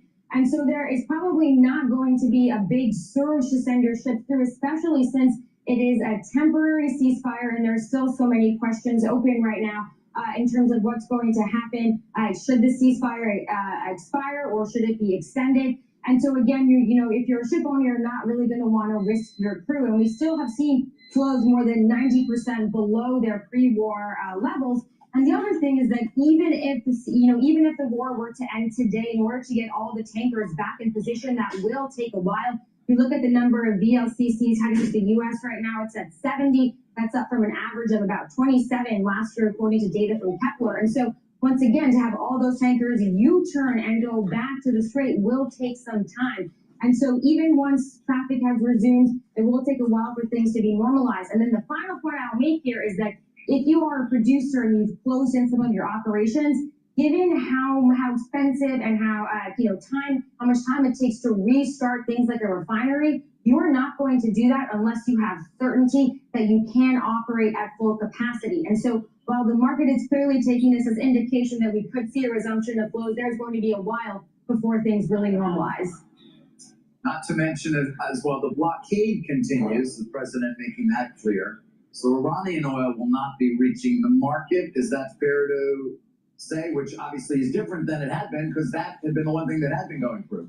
Exactly, and that's about 1.5 to 1.7 million barrels per day of exports. And there are some conflicting reports about the extent to which vessels are currently loading at Iranian ports. But of course, a lot of questions here about the extent to which Iran needs that revenue from their oil exports, and so how long they can sustain that oil not reaching the market. But guys, also, look at elsewhere, look at other choke points, whether you talk about Bab el-Mandab Strait or Malacca Strait over in Singapore, where China is building up their presence in the Scarborough Shoal. There are a lot of choke points here on global markets, and now people are saying that those are going to be repriced going forward, and that when flows do resume through Hormuz, there's going to be a new sense that these choke points around the world for key commodities and for shipping will be repriced, and there'll be more of a little bit of a risk premium priced in, given that we've seen Iran can effectively close down the Strait of Hormuz. All right. Pippa, thank you. Pippa Stevens.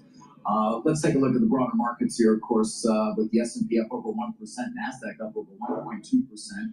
And joining us now from, Council on Foreign Relations Senior Fellow and former Bridgewater Associates Chief Investment Strategist, Rebecca Patterson. Good to have you here, Rebecca. Great to be here. All right. I mean, first, just give me your take on the news flow this morning, not to mention, of course, the significant rebound we've seen in the broader markets over the course of the last week or two. Yeah, I mean, the last week or so was tech dominant, right? So it was, if global growth is uncertain, we know there's over, just 4 companies, $650 billion of AI CapEx coming into the economy this year. So it makes sense after those stocks sold off that they would come back because it's structural, it's not cyclical.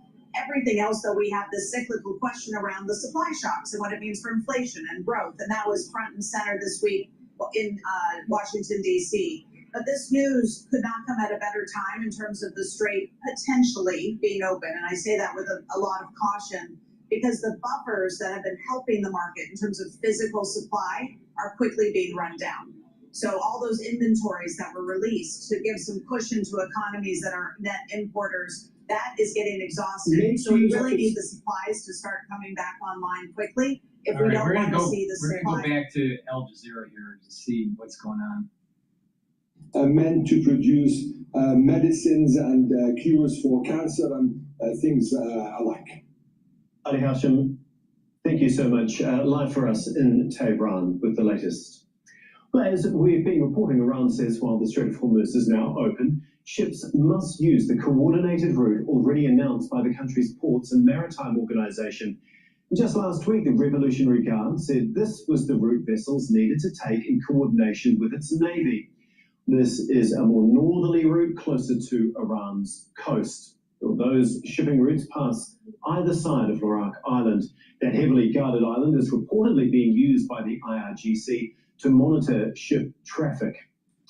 Well, for more on this, we're joined now by Anna Salisbury, who is a senior fellow in the National Security Program at the Foreign Policy Research Institute. She joins us from London. Thank you so much for being with us.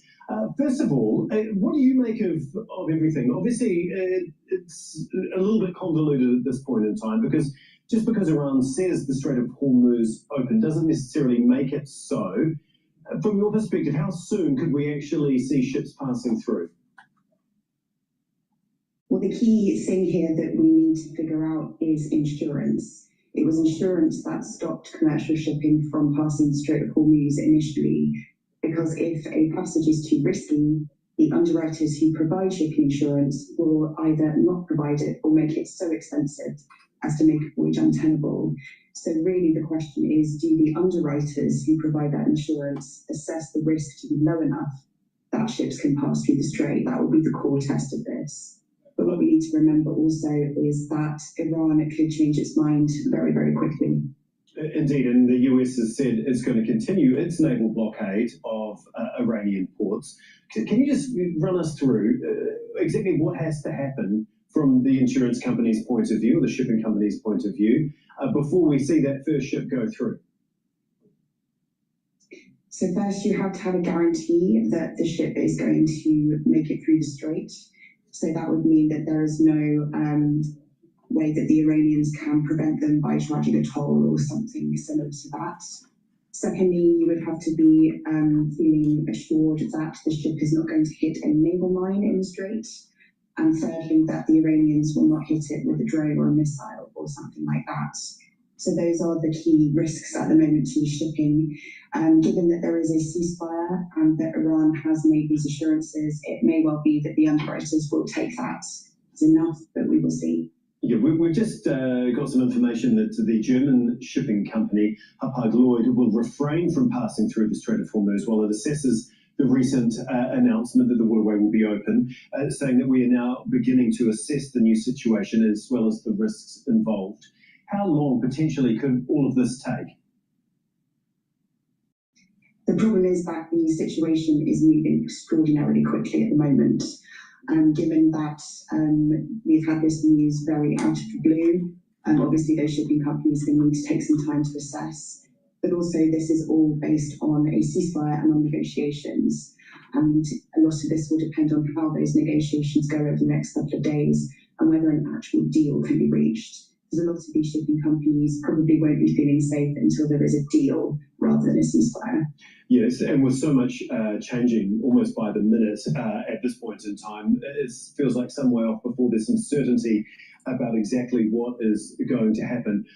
We've obviously heard for weeks now, since the beginning of this war, that regardless of when it is open, the Strait of Hormuz, it is going to take a long, long time for things to ramp up. Can you just talk us through that process for when shipping companies will be able to move through that strait like they were before the war began? So it will depend on where their ships are. There are quite a few ships that are currently stuck in the strait.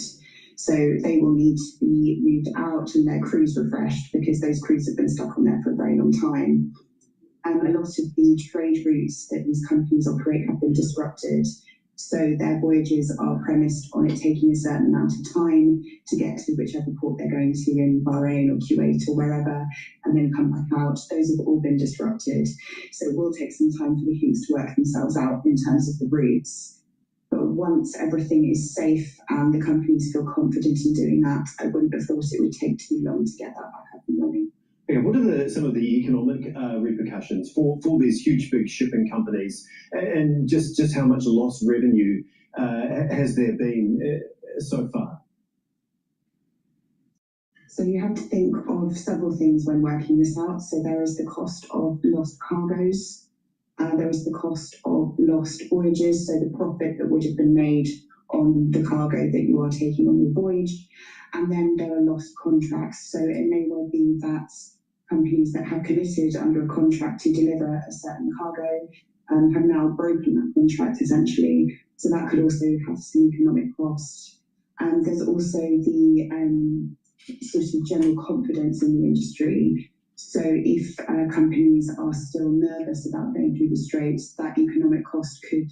Okay, we're going to go to Bloomberg again. For quite some time, but a lot of it is going to be to do with the cargoes themselves and whether those cargoes can be put back to where they should be. Yes, continue, Larry. Right. So if we can just rewind a little bit, they've said that it's open on what's called the coordinated route. That's the route that passes quite by the Iranian coast. So we're going to have to see the small print of this and see what open actually means, and see whether the ship owners are willing to go through and in what number. It's not going to be a rush for the exits and everything's over. That's not where we're at. It's obviously an encouraging sign, and when you put it in the context of ceasefires and all of those things, there is unquestionably a sense that we're moving in the direction of a kind of a more peacetime environment. But this is not the done deal. This is not the kind of answer to Hormuz fully reopening now. So yes, we can have a lot of ships coming through, and yes, we can get back to a normalized situation, but we're not there now. It's markets that are enthusiastic to get something that looks normal. Eric, of course, we're still higher than we were pre-conflict, but still we're down to levels that we were about 2 months ago, about March 10th, or rather 1 month ago. March 10th is where we're trading at right now for oil. What do you make of this market's willingness, the paper market, not the physical market, but to drastically reduce prices on, as you say, a message from the Iranian foreign minister that we still don't know the fine print of? I think it's an interesting move, and again, I think there is just this sense that this is a direction we're going in, and this is a kind of a confirmatory message. But this word, coordinated route, if you look at what Iran has previously said publicly, they talked about this coordinated route, and they've said you have to speak to Iranian authorities if you want to sail through. So a lot of owners don't really fancy kind of getting into regular dialogue with the Iran Revolutionary Guard or the Iranian kind of military in order to go through. So for those guys, they may still be more cautious. And what is certain is that they'll all be watching what each other does, who's going to be the first one to go, how does that get treated, what insurance is available. This has just come out of the blue. The insurance industry can't just kind of price this risk overnight. They've got to work out what happens for the first vessels that they do allow to go through. So there's a lot that needs to happen before we get to a kind of a normalized shipping route. And again, this is a ceasefire. This isn't kind of permanent peace. This is a ceasefire. Right, and who knows how long that's going to last, with Israeli Prime Minister Benjamin Netanyahu asserting that the job is not done with Hezbollah. Alaric, it's a point very well taken on this route, and the fact that you need IRGC coordination for it. If this is how it unfolds, if you do have vessels going through this specific corridor through coordination with the IRGC, does that not just cement that the Strait of Hormuz is indeed controlled by Iran? Is this something that American allies will be okay with? Again, that's an if. We don't know that all of the owners are perfectly happy to coordinate with Iran on transits. The US has said it doesn't want that to happen. And we need to see how that plays out in practice. It is an if it does happen, if there is widespread use of the Iranian route, and people accept that Iran has to have a heavy involvement in transits, then yes, but that's not a proven case yet. That may happen, it may not. At the same time, we are getting headlines coming from European world leaders, from Friedrich Merz to Keir Starmer to Macron, talking about the need to reopen the Strait of Hormuz. And Trump also posting on Truth Social saying that NATO has called asking if we need help on the Strait of Hormuz, that he received a call and saying that they should stay away unless they want ships with oil. Again, emphasizing, saying I told them to stay away. Alaric, what do we know about efforts from other nations, from NATO, from the Europeans, to try to do something that would allow them to travel through the Strait of Hormuz? I think if you look back at when they were making a lot of noises about going through or helping to secure Hormuz, what they actually said was they'd be willing to do it in a more peaceful environment. And we aren't at that peaceful environment yet. To get the main Hormuz shipping route going, it may need to be demined. And those are kind of jobs that could get done in a peacetime environment or a more peaceful environment, let's say. And that's what really I think the offer from the Western governments or the non-American governments is, to help when they feel that the situation is more secure. They don't want to kind of be patrolling in an area that Iran is kind of routinely attacking. They want to do it when they feel like there is a more negotiated and confident sort of peace environment. Alaric, it seems that maybe the president is listening to you, because literally right as you said that, this coming from the president on Truth Social, Iran, with the help of the USA, has removed or is removing all sea mines. So how big of a difference would that make? Just to emphasize the point you just made, Alaric, if that is indeed the truth, how far does that go to reopening the Strait of Hormuz and giving ships the comfort to traverse it? There's been so much said about mines, whether they are, whether they aren't, when they're being put in, or you know, exactly where they are, all of those kind of things. All we know is that the kind of old route, the traditional and normal route, has been avoided. If they demine it, and if there is full confidence, there is still the question of what Iran is supportive of. Will they allow people to use the old route without coordination with Iran? A lot of owners, or several owners, have said to us they don't want to coordinate with Iran. They want freedom of navigation to be freedom of navigation, and just to be able to go through as they normally would. And all of these things need to be worked out in time. It's very possible that if we keep going towards peace, these things can happen, but we're not there yet. Alaric, thank you so much for joining us. That's Bloomberg's Alaric Nightingale. And for more on the latest on the Iran war, you can head to our blog, type TLiveGo on your terminal. Still ahead, we're also tracking airline stocks moving, one of the biggest sector gainers of the SP 500. All right, I'm going to switch over to a clip by Associated Press about Steve Bannon at Semaphore World Economy 2026 Summit. But before we do that and listen to Steve Bannon, please go to my store, the-studio-reykjavik.com, and get the vitamin C and magnesium. This will help boost up your immune system, help with your skin, and help with your brain function. Super important.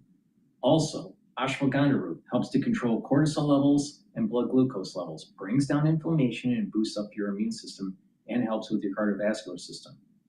Now, by improving your cardiovascular system, you're also improving the blood flow to your brain, so you're helping with brain function. In addition, by bringing down inflammation, you're helping with brain function. So please go to my store, the-studio-reykjavik.com, stack the vitamin C and magnesium and the ashwagandha root, help with your brain, help with your skin, help with your immune system, help with your cardiovascular health. Please go to my store, the-studio-reykjavik.com. If you spend $100 or more, you get a free gift until supplies last.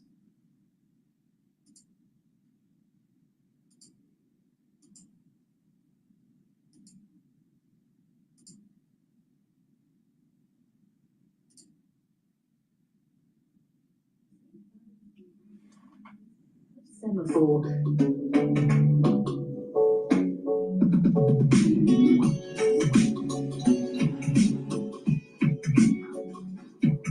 Look at that.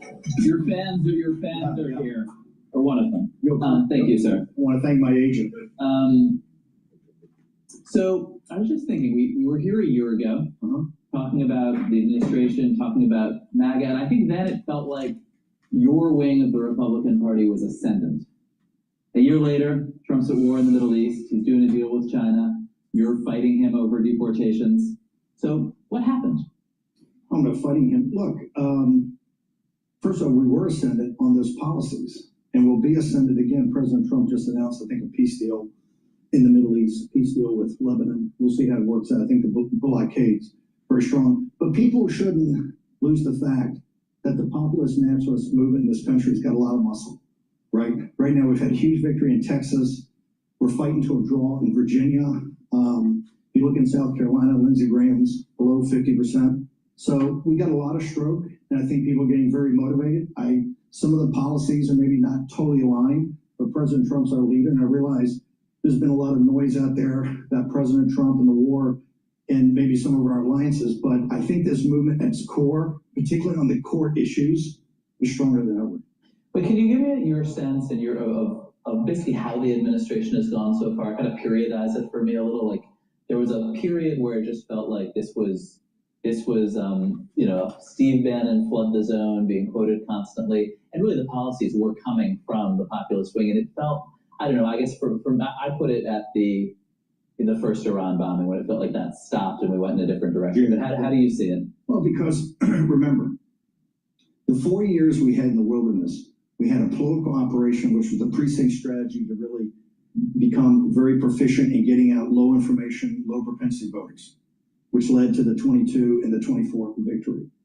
In addition, we had public intellectuals that stepped up and did, like Russ Vought, who's Secretary of OMB right now, that did Center for Renewing America, Project 2025. So those first 6 months when I was here last year, we were the beneficiary of 4 years of being in the wilderness, but with policies, cadres, we had networks of people that came in the administration, they were filling up.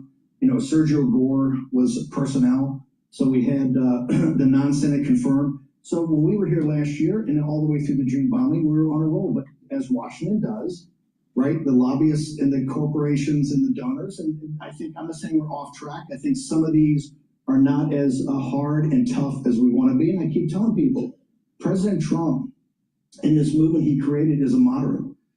After President Trump, and really a lot of the muscle in our movement is much farther right than President Trump and much harder, much more nationalistic than even President Trump is. So I think you're going to see a resurgence of that. I'm actually very optimistic about November. I think November we're going to hold the House. I think if we can get the Senate to do anything, we can actually hold the Senate. They look grim right now, but I see grassroots people out there that are thirsting to get back into the fight and thirsting to fight for these policies. I think a few changes of these policies, we're going to get people back out there, and I feel better than ever in our movement. And this is a and I know it works because the first up until the bombing in Iran, and even remember that bombing was not as bad as it could have been because the greatest ally in the world wanted regime change, and President Trump did total obliteration of the nuclear program, which still rolls through the day. It's one of the reasons that they're talking about this deal that he might go to Islamabad and do because of the beginnings of that bombing. So was that sarcasm? Do you not think they're the greatest ally in the world? No, I do not think they're the greatest ally in the world. In fact, I think the only worst allies you could have are the Arab allies we've got in the Gulf. I think I think Qatar, Saudi Arabia, UAE, I don't think any of them are any good, right? They're double dealing us all the time. Right now, I think the strategy is perfect with the blockade. As soon as we get this sorted out with the Chinese Communist Party, I keep saying it, the Middle East is a sideshow and Israel's a sideshow to a sideshow. We've got to pull back. We have to pull back the hemispheric defense. The Central Pacific as the strategic pivot, like Mackinder said, the Eurasian landmass, the heartland is the pivot for Eurasia. The pivot for the United States is that vast Pacific, as the giants in the 19th century knew. So I think we pull back here, and this is how we control the world, is through hemispheric defense and controlling the Pacific. We're a Pacific nation, but no, I think we got to get out of the Middle East. I think our Arab allies are terrible, and I think Israel shows you that they go their own way every time. I want to go back to something you said earlier about the kind of business and the lobbyists, and maybe a couple lobbyists in this room. You can raise your hands or not, but certainly a business heavy crowd, and that has been I've spent a lot of time with you over the last year, and kind of my observation has just been that it just feels like in Washington like the money always wins when there's a conflict right now. And I think that's sort of what you observed too. Why is that? Why do you think that like the kind of movement right is getting rolled by the kind of corporate It doesn't right? always get rolled. What I said last time also, I said, hey, you're going to have two choices. You're going to have Mangione or you're going to have what turned out to be Mandami, right? You're going to have, and Mandami's populism on the left actually thinks it's more of neo-Marxism and jihadism. But but it's very effective. What they've done is copied us on how to get out the vote. The Working Family Party and DSA down in Texas, where they won some big state elections.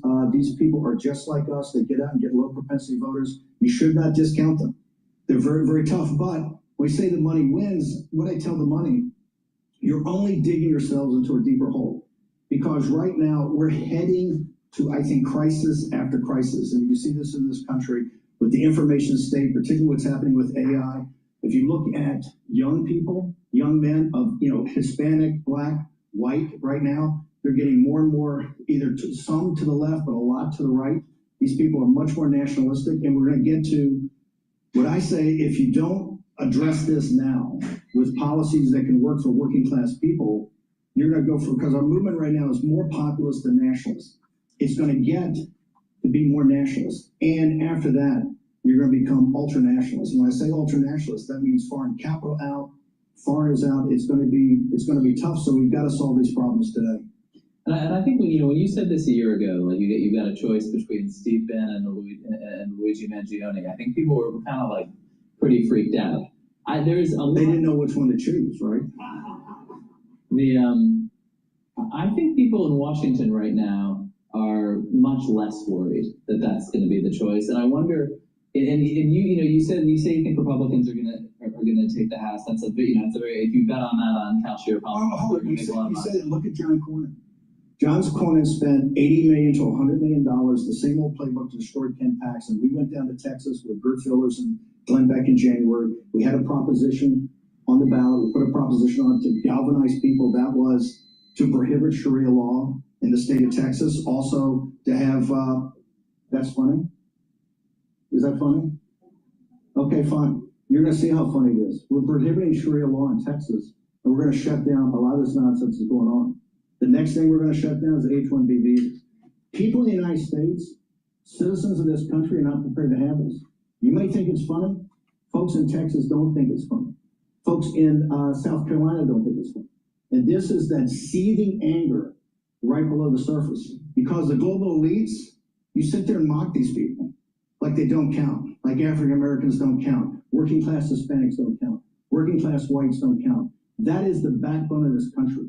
And trust me, that is a latent political power that is being turned into a political power. So no, we're going to ban Sharia law in this country. We've already designated in Texas the Muslim Brotherhood and CARE as terrorist organizations, has many in the Gulf Emirates. So no, this is very serious.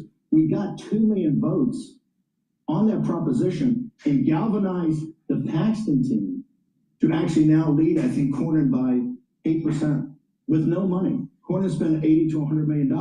Lindsey Graham, right now, the globalist, is under 50% in South Carolina. So the populist movement, when you look at really victories we can have, is more powerful than ever, and it's only going to get more powerful over time. So laugh all you want, but he who laughs last laughs best. And the people in this country are not going to tolerate what you stand for. You stand for the destruction of this country, the sovereignty of this nation. And you look for the destruction of American citizens. The system that is going to come in place is not simply America first. It's American citizens first. American citizens have to have a better deal than any foreigners here. They have to have a better deal than any illegal alien. And that day is coming. I think a lot of your fights have been inside the right, the ones that you're talking about, I mean, the Texas primary, but you also have some sort of, I think, are building some unusual coalitions, and I'm specifically thinking about AI. I'm David Lichtenstein. I founded Lightstone in 1986. What are you kind of hearing and feeling from the base about artificial intelligence and about the big AI companies? The American people have turned off about it. Look what happened in New Mexico. Well, first off, You talk about populism. Look at what's happened in the trial yesterday with Live Nation. First time in 45 years at a jury trial, the little guy stood up and said, "You're an illegal monopoly, you have to be broken up." Look what happened in New Mexico with Meta. It was a 4 or 5 week trial that took an hour to determine, and in Los Angeles, where the little guy gets a voice and a vote. He votes against everything you guys stand for, and particularly these out of control AI companies. Right now, we stopped the amnesty bill preemption in the big beautiful bill. We stopped it again in the NDAA, the must pass. The White House came out with their framework. I think that's already shattered. David Sachs essentially relieved for cause for not delivering. And this is a coalition of the left and the right. And quite frankly, the right is now just starting to stand, not the leaders of the right, but people in these states. Ron DeSantis, very smart person, yesterday said, "I'm calling a special session to bring people back to essentially decelerate artificial intelligence." They can't use the excuse we've had a Sputnik moment and it's the Chinese Communist Party. That's a fear. We cut the chips off. I don't care what NVIDIA wants to do. Just cut off back. Why are people upset about AI? Because first off, the damage it's doing to kids, what it's doing to the country, what it's doing to jobs, but most importantly, it's like mythos. When we had nuclear power, right? You remember from the Oppenheimer movie, you had the Atomic Energy Commission. You had some sort of at least modicum of a regulatory apparatus. These oligarchs want absolutely no control. They are radical accelerationists. And we know now from mythos that they're the first guys to say, "Hey, look, this thing is out of control. We can't." Earlier in this broadcast, I mentioned that there needs to be regulation with AI. AI is getting to a point where you release the demon out of the box, and now people's bank accounts are at risk, companies' databases are at risk, your medical information is at risk, all this stuff because they're creating things that they shouldn't be creating. And the only reason why is because they want to make ungodly amounts of money and have their stock market go up, or when they issue an IPO, it's going to be to the moon and all this stuff. So there's this gigantic wealth transfer. And because of this gigantic wealth transfer to these oligarchs that Stephen Bannon is talking about, there's going to be animosity. And this animosity is going to ferment. And all of a sudden, it's going to get to a point where if the middle class is not getting a stake in a growing economy, then we may actually see the middle class go after the aristocracy. Very similar to something like maybe the French Revolution. But we can't be making things like AI systems that could disrupt people's livelihoods, people's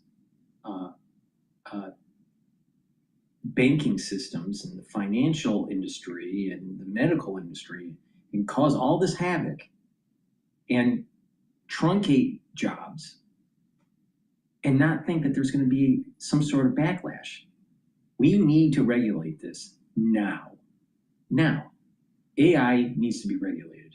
These companies should not be able to issue out code that could cause havoc to the system, our social system. And if they do, they should be held accountable and be charged for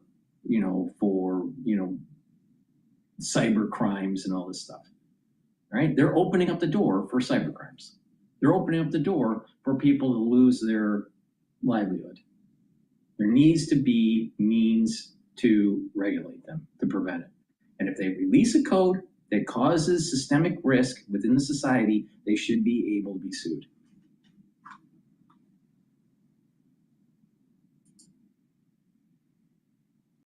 We have to have controls of artificial intelligence. We cannot just be accelerationists. And that means some modicum of regulatory control. Right now in this city, they are plotting with Speaker Johnson to, I think, since they've lost 3 times, to take a preemption bill that preempts all state regulations and to put it in a must-pass, I think we're gonna try to do it in a reconciliation and try to do the Save America Act, so to say to the right, oh, you guys wanna make sure that there's no more way to cheat, you're gonna have to take AI. That's not gonna work. AI behind the scenes with the populist right is, I think, actually right next to immigration, our top issue. And people are galvanized by this. And you see DeSantis, as smart as he is, really calling back for a special session to deal with it. Yeah. Do you think And the thing is that once you have the recession, we'll eventually have a recession. We don't know when.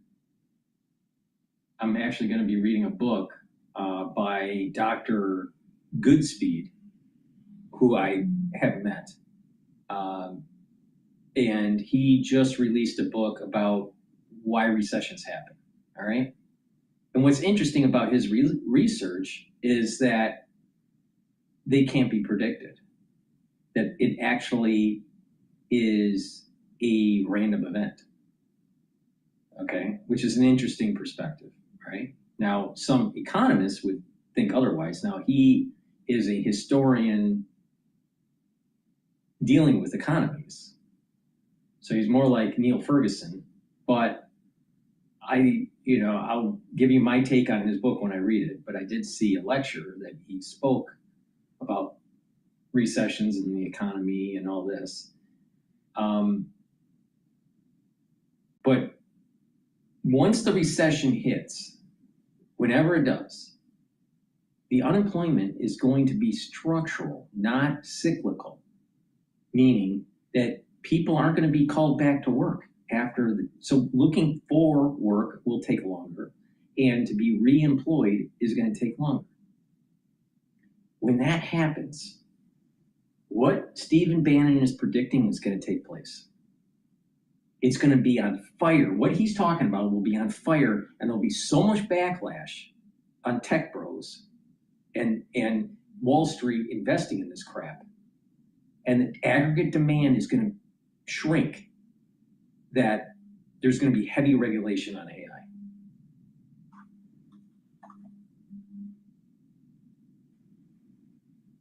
I think AI should be regulated. Now, should it be regulated at the federal level? Yes. Because you don't want, patchwork of regulatory frameworks across the nation based on different states. It's better to just have it at a federal level. But the problem is that you have all the tech bros, the ones that have the big money, going in, buying out Congress so they get a sweet deal. But when the recession happens and it's structural unemployment, there's going to be such a backlash that these companies are going to be heavily regulated.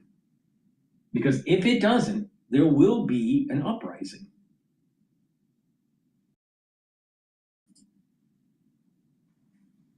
Anthropic's conflict with the Department of War, do you think Anthropic had it right? I think Anthropic had it right. I think Anthropic, it's very, very complicated. I really respect Pete Hegseth. We were the leaders of getting Pete confirmed our show. I have tremendous respect for them over there. But I think in this situation, right, it's almost too dangerous. And I think we have to then have it coming together about it. That's why you need a sort of atomic energy commission. You need some sort of modicum of regulatory, not just about the kids, the chat GPTs and the suicides, that's bad enough, it's terrible.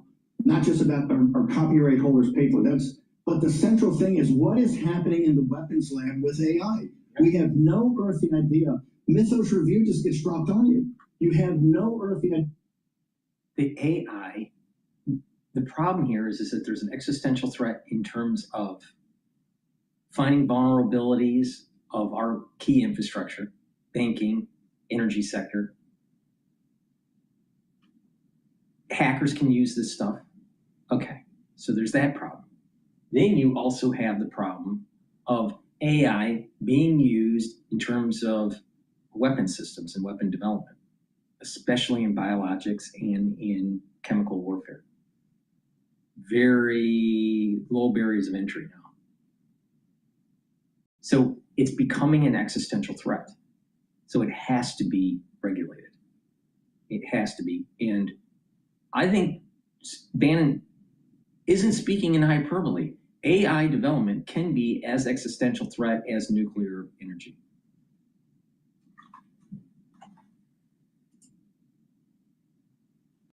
What's going on? We can't do that. And we cannot particularly turn it over to Elon Musk and Meta. And you saw it in jury. You saw it in jury. When a jury had a shot at Zuckerberg, you said they saw what they did. That's only going to get worse. We have to come together and figure this out. And you can't jam people by putting it into a must-pass law. Almost out of time, but a final question is J.D. Vance heir to the MAGA movement? Is he the heir apparent?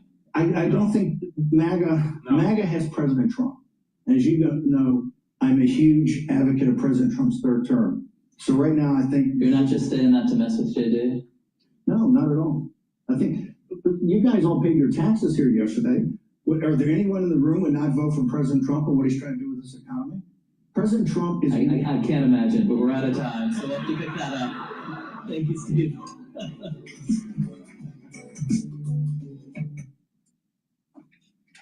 Please go to my store, the-studio-reykjavik.com, and get the digestive enzyme complex. This will help to reduce the load on your pancreas. Super important. You need good pancreatic health. You don't want to be a Steve Jobs, all right? Digestive enzyme complex will help to digest proteins, carbohydrates, and lipids. And when you are reducing that load on your pancreas and you have the enzymes to break up your food, you're going to have better digestion and you'll be able to absorb your nutrients better. Super important.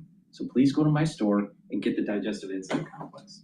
In addition, olive leaf extract brings down inflammation, and what it does is it'll also help to control your lipid profile. This will help to boost up your immune system and help with your cardiovascular system.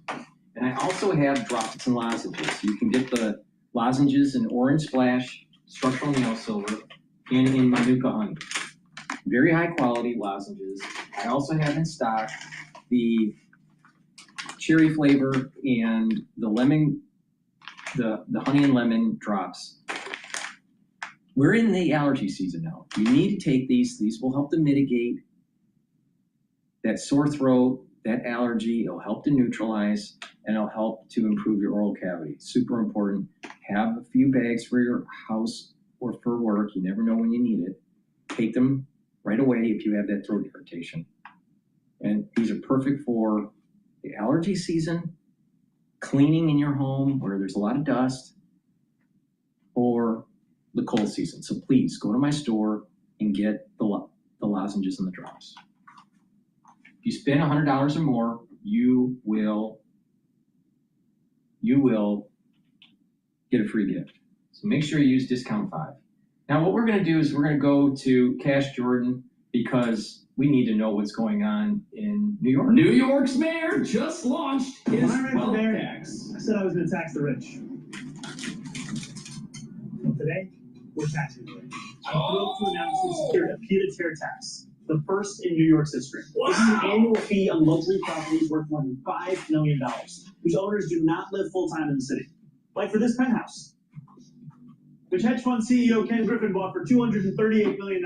This pied-à-terre tax is specifically designed for the richest of the rich, those who store their wealth in New York City real estate, but who don't actually live here. But even so, let's punish them and get them to park their wealth somewhere else. They're able to reap the huge financial rewards of owning property in, dare I say, the greatest city in the world. And most of the time, these units are sitting empty, since again, they don't actually live here.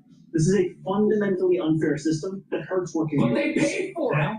It's coming through. How does it hurt this someone tax else? will raise at least $500 million directly for the city. Okay. We'll help fund things like free childcare, cleaner streets, safer neighborhoods. Free daycares by taxing the rich because we're already bankrupt and everyone knows it. Governor Kathy Hochul shifted positions today, throwing her support behind a new proposal to tax the ultra-wealthy. This will target people who own multiple homes in the state and who leave those high-end properties empty most of the time. It's called a pied-à-terre tax. News 4's Andrew Sipp explains. So what if they leave them empty? They were allowed to buy them and now you're going to punish them? That sold a few years back for more than $200 million.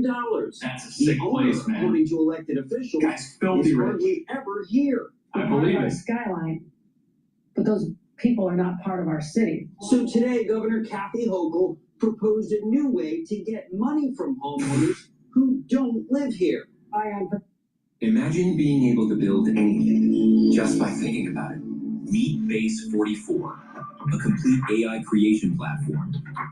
Who don't live Now here. think about this whole base 44 and vibe coding and all that. Maybe we should like step back and like go, why do you need more apps? Why do you need to make these things? Stop overcomplicating your business. We need to go back to simplistic, more minimalism type lifestyle. We don't have to be over-teched. We don't need thousands of different apps to try to automate processes at work and all this stuff. Do you really need that? People need to do their job and stop being so fucking lazy. But the thing is, do you need to over-tech your life? Absolutely not. An Apple Watch is actually terrible for you, especially if you have the hepatic feature connected. You'll be always in sympathetic mode and have high cortisol levels, which will erode your tissues and hurt your organ systems and age you faster. Yes, the Apple Watch with constant notification and hepatic sensing will lead to making you age faster. Do we really need that bullshit? No, we don't. But you're marketed to believe you need it. Do we really need all this AI? No, we don't. And what's going to happen is there's going to be a lot of people that build up apps for their company, try to build up an app for maybe building up a business, a new business model or whatever, and then all of a sudden it'll plateau out and people will go to the next new thing. It wasn't that long ago everyone was told, be a coder, you'll be fine.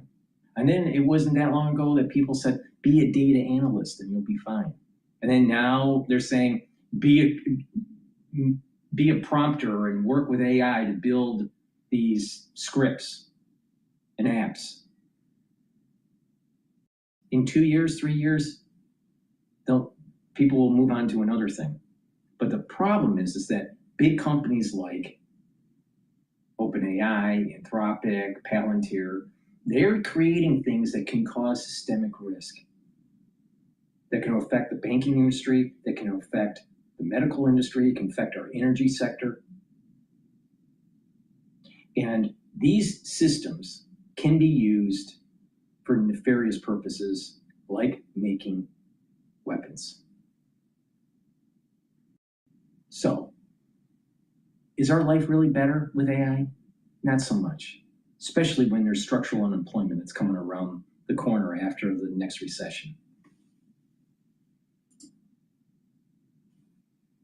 Proposing a common sense surcharge on high value second homes in New York City. She called it a surcharge, but Mayor Mamdani called it a tax. He's right. This is a tax He's on being properties honest. worth more than $5 million that are owned by people who do not reside in New York City. Both leaders supporting the new Okay, this is my problem with this whole thing. The argument is that this hurts housing costs for average New Yorkers. Look on the screen here. How many average New Yorkers are gonna fit inside that place? Are they gonna, turn it into a bunch of studio and one-bedroom apartments that cost $1,000 a month? That was never gonna happen here. And you have an entire industry that exists in New York for both luxury homes and affordable private homes. And New York punishes people that are involved in each market. The landlords that have the affordable homes, they're punished because they can't build enough of them. And here we have a luxury home and there's only one allowed to be built because of where it's situated. And now this person's gonna get punished too. All we're doing here is punishing success, yet we don't think it's gonna run away. And so for all of the discussion of the imagined exodus that would take place were we to tax the wealthiest workers by the appropriate amount. I say imagined because before I was a mayor, I was a state legislator and I was part of an effort to increase taxes on millionaires at that time. We were told the same thing then. And what we find now is that we have more millionaires today than we did at that time, even after having passed that. Oh, so according to the new socialist mayor, the more you tax the millionaires, the more of them magically appear somehow. 13,000 mainly high-rise condos, each worth more than $5 million, and owned by people who live outside the city full-time. Often these are investment properties or rarely used second homes, no one's primary residence. The governor has resisted until now Mayor Zohran Mamdani's call to increase taxes on the income of millionaires and corporations, citing concerns that the wealthy tax base would flee New York. So we asked if this now opens the door to other taxes in the state's overdue budget. Of course it does. 100% it does. This is how they all start. We're going to tax the richest of the rich only for right now, and then it might change in the future. Will there be any additional taxes when we finally do see a state budget sooner than later? As I've said, I'm clearly not entertaining income taxes or corporate taxes. Governor, I hear you leaving the door open for anything else that's not a corporate tax and not an income tax. I'm simply saying I'm not negotiating the budget in front of anybody on this one. Speaking. I'm telling you, these pesky news outlets. Yeah. I'm telling you, New York is being taken over by a bunch of stupid liberals, and it's going to destroy the city. The way to save New York is to cut services. The way to save New York is to stop feeding this idea that New York should be a place for illegal aliens. We need to stop this idea that, you know what? Maybe New York needs to have a balanced budget and stop bleeding everybody dry. And it's not just the rich, it's also the middle class that's getting hurt. New York needs to stop having so many social programs. But with Mamdani in office, the social programs are increasing because he's a communist. He literally is a Marxist. He's Napoleon the Pig from Animal Farm. And what was the lesson learned from Animal Farm? It doesn't turn out well when they kick out the capitalists. So, New York is dying. New York is dying. In a full-time capacity should contribute to the costs that it takes to run the city. Governor They do. Pied-à-terre. EVE Online is a vast universe, alive with.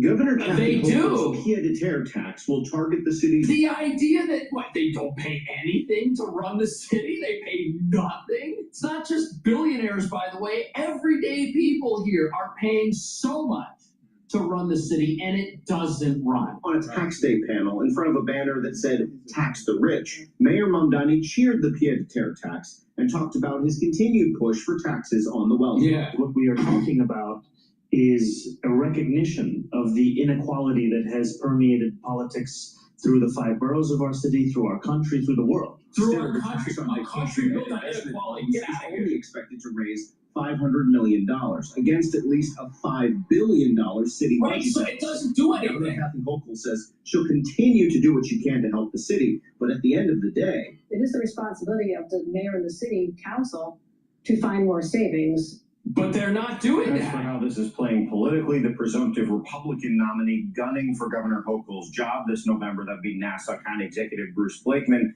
he's saying the governor is now breaking her promise of no new taxes this election year. Technically, yeah. He says this will open the door for other taxes, perhaps an inheritance tax in the state Right, budget. 100%. That is when and if we ever do see a state budget. Right, because you know what? These new taxes, they're already not enough for all the free stuff. And what that means is we're just going to need more of them. And so for all of that conversation about this imagined exodus, we have to reckon with the very real exodus that we are seeing in the city. An exodus of working class people. Right. An exodus of those who cannot afford to live here. They're getting hit too. And for many who work here, who now find their residence in Jersey City or in Connecticut or in Pennsylvania, anywhere else where their dollar can go a little bit further. Why is that? We've seen just in a snapshot from 2000 to 2020, the city lost 200,000 of its black residents. That is the cost of inaction. Right, but the problem is, going back to what I was saying, the city isn't really for the poor. The city isn't really for the lower middle class. The city is really for the ultra wealthy or the upper middle class. And so you have these transients that are coming in.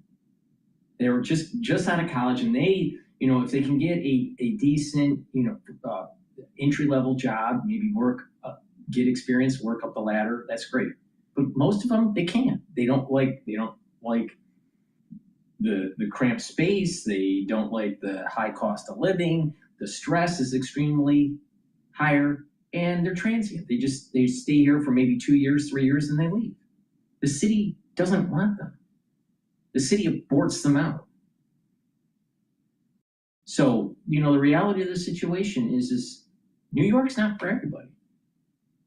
It's not a kind city. It's a city that is very stressful, and it's not for the faint of heart.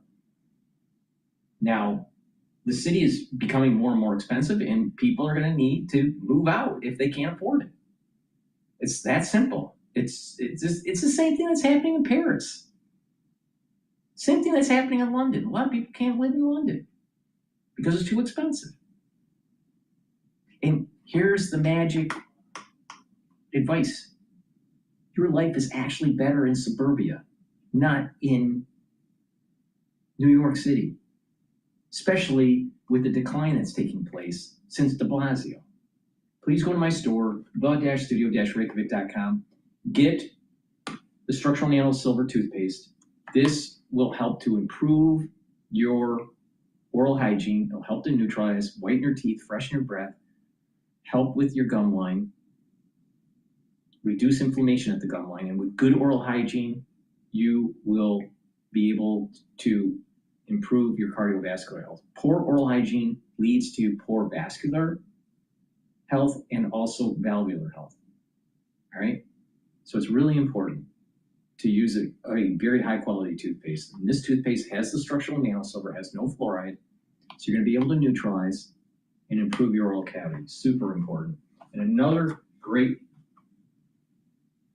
product that I have is the structural nanosilver gel in the tube form or in the quick dispenser. They're dual purpose. All right? Either one, use it the same way. You can use it as a daily skincare. You can put it on a cut, an abrasion, or a minor burn, and it'll help to heal it about a third of the time quicker. If you're not feeling well because of the cold season, or someone around you is not feeling well because of the cold season, put it on your hands. It stays active for 5.5 hours. You can also put it around your eyes, around your nose, around your mouth, around your ears. Lightly coat your nostrils. It'll stay active for 5.5 hours. You can't do that with Perel. This is dual purpose. Like I said, make sure you have some at home and at work. You never know when you need it, but it's very high quality. Please go to my store, the-studio-reykjavik.com. Get the structural nanosilver gel and the structural nanosilver toothpaste. Use discount 5, you get $5 off. If you spend $100 or more, you get a free gift until supplies last.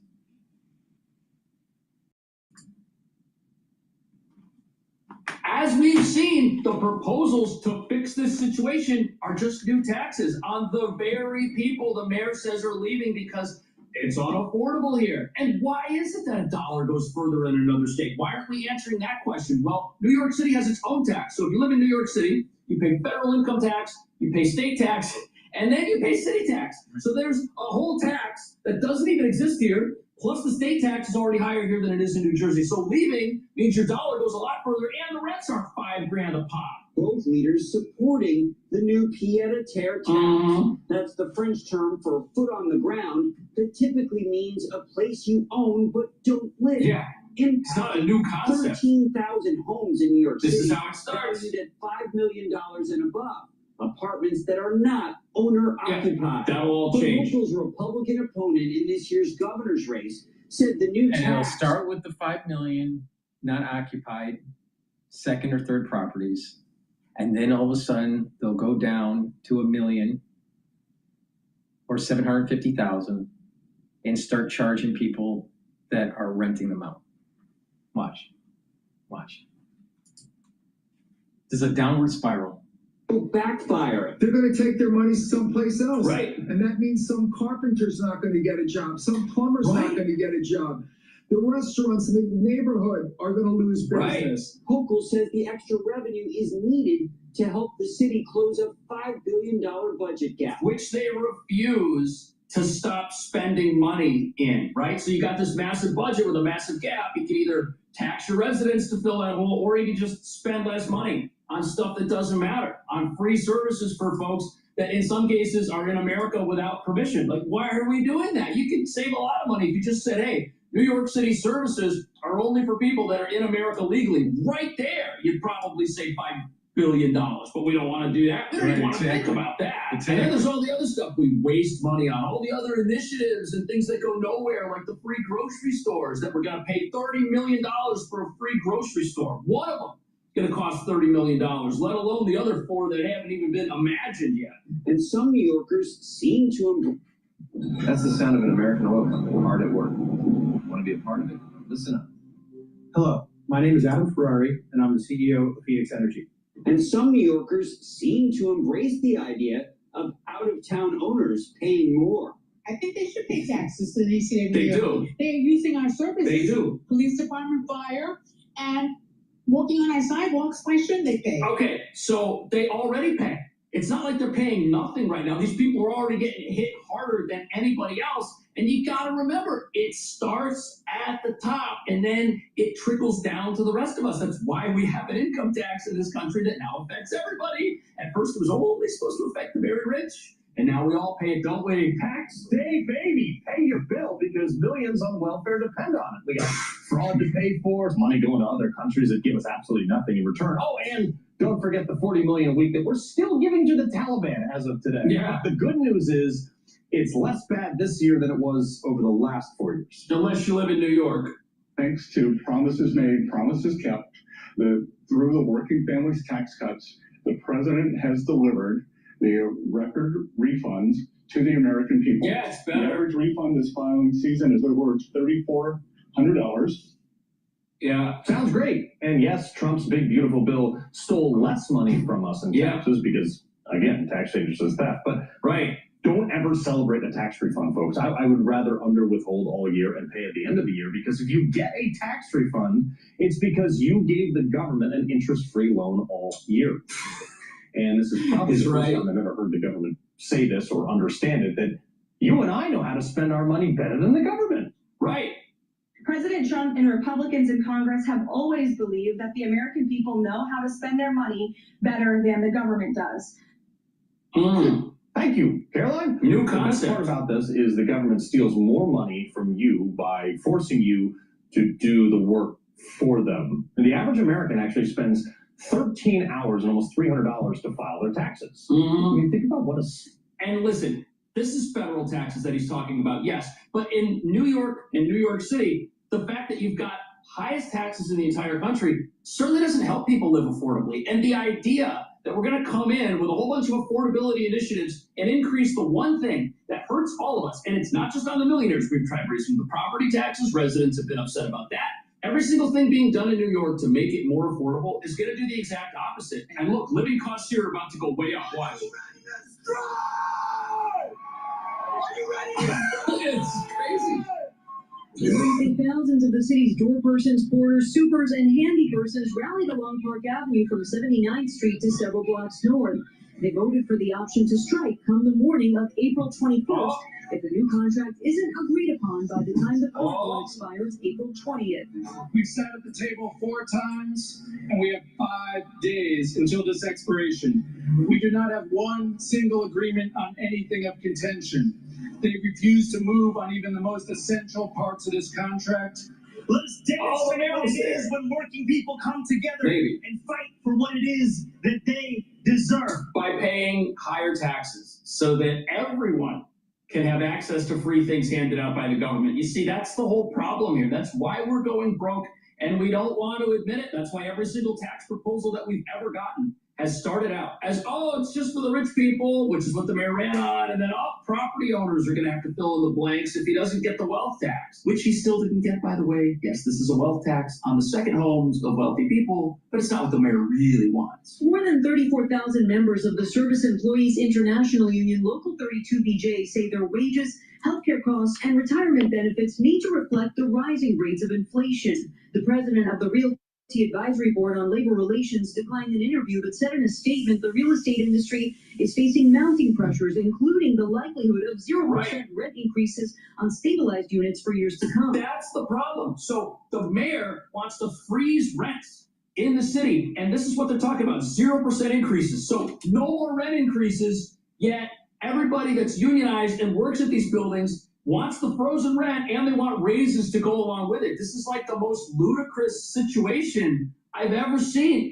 There's just no money for this kind of thing. You have to let the rents go up if you want to give raises to the people that work at the buildings, because those rent stabilized units, they're already underwater. You've already got buildings that are so bad they can't make any money, and they're going bankrupt because they have most of their units with a government regulation that stops them from making money. Meanwhile, if that landlord owns another building, he's got to raise the rents over there to get the money to pay for over here. You see, the whole system is screwed up, and it's the government that's in the way. You know, but there's two things in our city.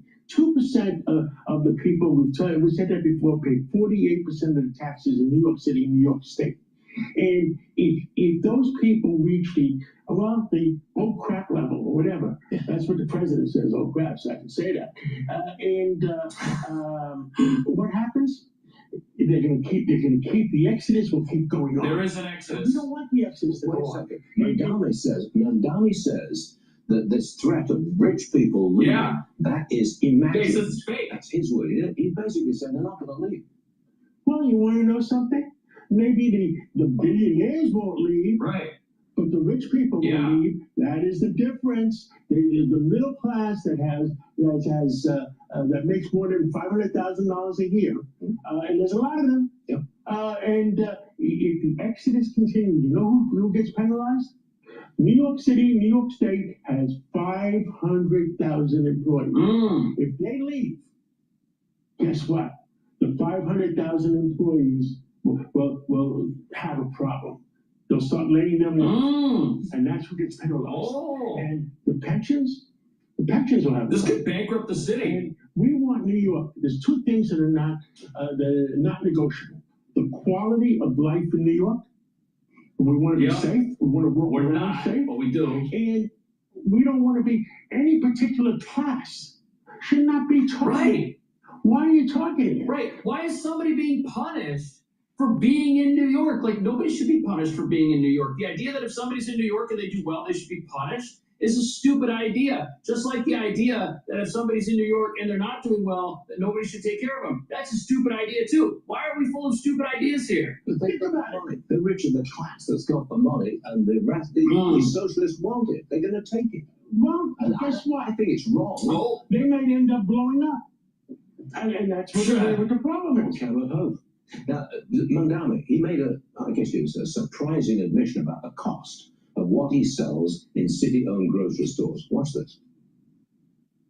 When it comes to the products that we will be selling at these city-run grocery stores, there will be an essential basket of goods that will be guaranteed at a cheaper price. And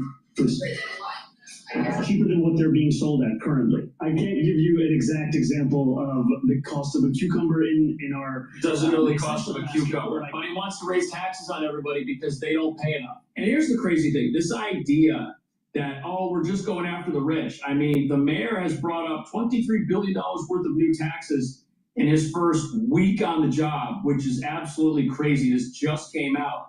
And this is after threatening the 10% property tax, which would hit the middle class. Now look, the meat of his tax increases are calls to increase the city's tax rate, which is something most cities don't even have. They don't even have their own income tax, but we have ours. And this is actually supposed to be million, not billion. And then this corporate tax rate. So corporations that employ people who make less than $1 million, corporations employing people who aren't millionaires, they're gonna have to pay more money. What does that do? Where's that money gonna come from? It's gonna come from the employees. It's gonna increase unaffordability as it seeks to solve unaffordability. Now, the governor said that she opposes this, And now some people, even the local news stations here, they're rightfully calling this out. They're doing their job. They're doing journalism. They're saying that, hey, this is a flip-flop. But look, if you're the governor, you see people like this at every single one of your rallies screaming at you to come out and do something and do what Mamdani wants. But then when she does, they hit her again. Watch this. Listen to this. Just conceded on a pied-à-terre tax, a tax on luxury second homes in New York City,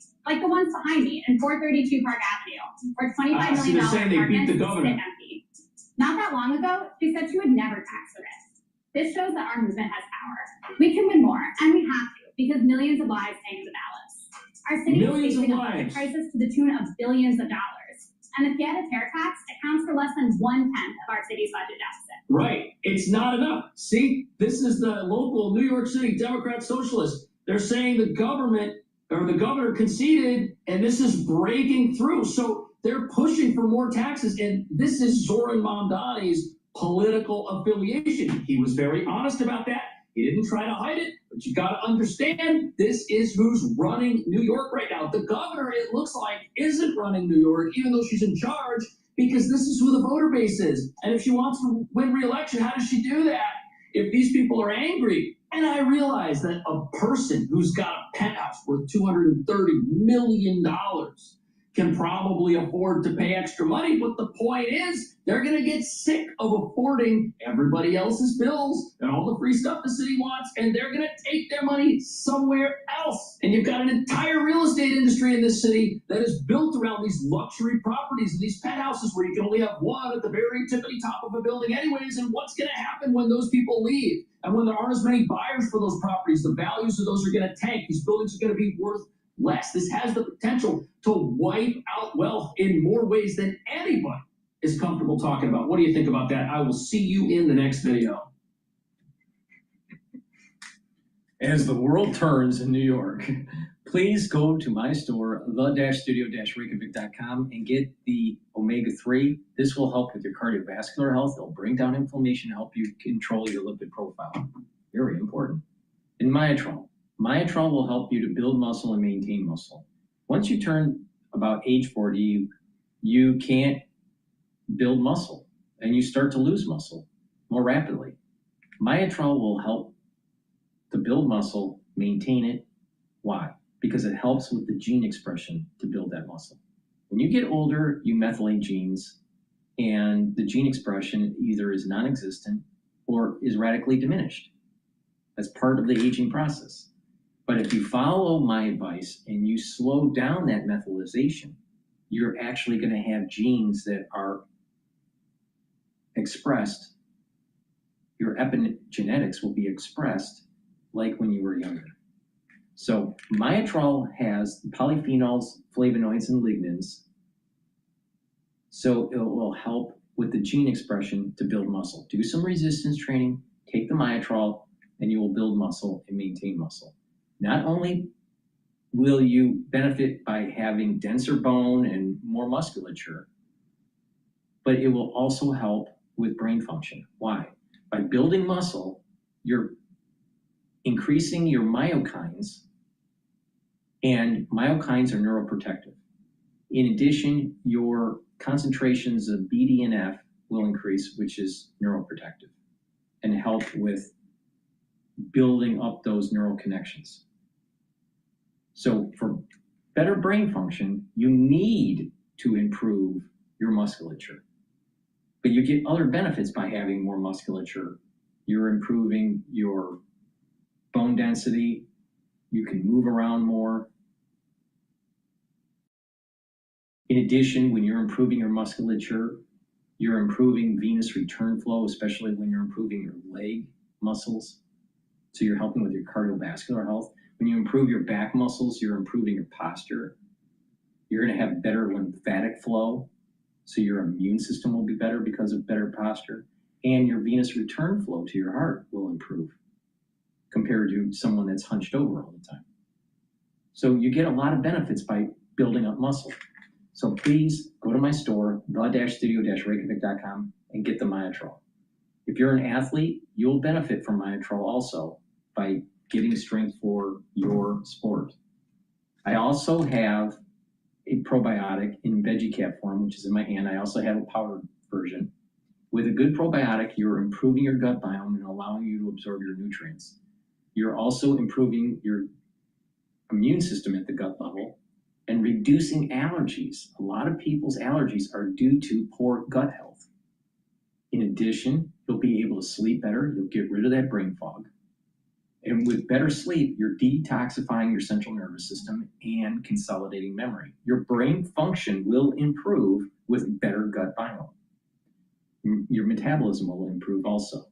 Your skin will improve. So please go to my store, the-studio-reykjavik.com, and get the Veggie Cap probiotics or the powdered version that I have. And lastly, collagen. Collagen will help to remodel your joints if you have arthritis or a sports injury. This will help to remodel the cartilage and the cushioning of the joint. By using, to remodel the cartilage, it's using collagen type 2 and glucosamine. It helps to recruit glucosamine. Now, to remodel the cushioning of the joint, it's using chondroitin and also ACAN. Now, when you have inflammation at the joint level, certain enzymes are produced to erode the joint because of that inflammatory response. You want to block those enzymes to stop the joint erosion. Those enzymes that collagen blocks are MMP3 and MMP13. In addition, collagen also blocks the inflammation that's created by Ep4. And when you're doing that, you're also reducing the pain in the joint. So if you want to remodel your joints because of arthritis or because of a sports injury, please go to my store and get the collagen. You can stack this with the collagen that I have, the powdered collagen. So you have the ingredients to help to remodel also the joint. I recommend that if you have a joint issue, that what you want to do is slowly open up that joint or close it depending on if it's a flex or an extension issue of the joint. Sometimes it's both. And you open it up to that point where there's pain and go just a little bit more and hold it for about 20 seconds and then release and do it another time, 20 seconds and then release. Maybe do that 2 or 3 times a day. And when you do that, over time, you'll be able to open up farther and farther without pain. It takes time, and the longer that you've had the problem, the longer it will take to remodel. So the key is that once you have the problem, start this protocol and you'll be able to heal it quicker. So please go to my store, the-studio-reykjavik.com, get the collagen and also get the collagen. Make sure that you use discount 5 so you can save some money. And if you spend $100 or more, you get a free gift until supplies last.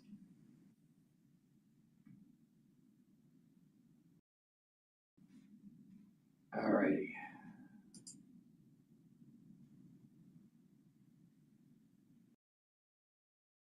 Let's listen into Victor Hansen's little take on the total revolt that's going on in the alt-right movement. They put the plate down like it's a piece of art. They make me feel that way.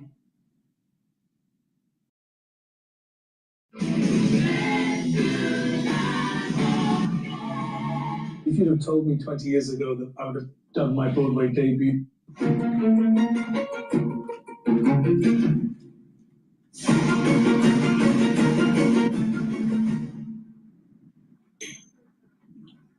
Hello, this is Victor Davis Hansen for the Daily Signal.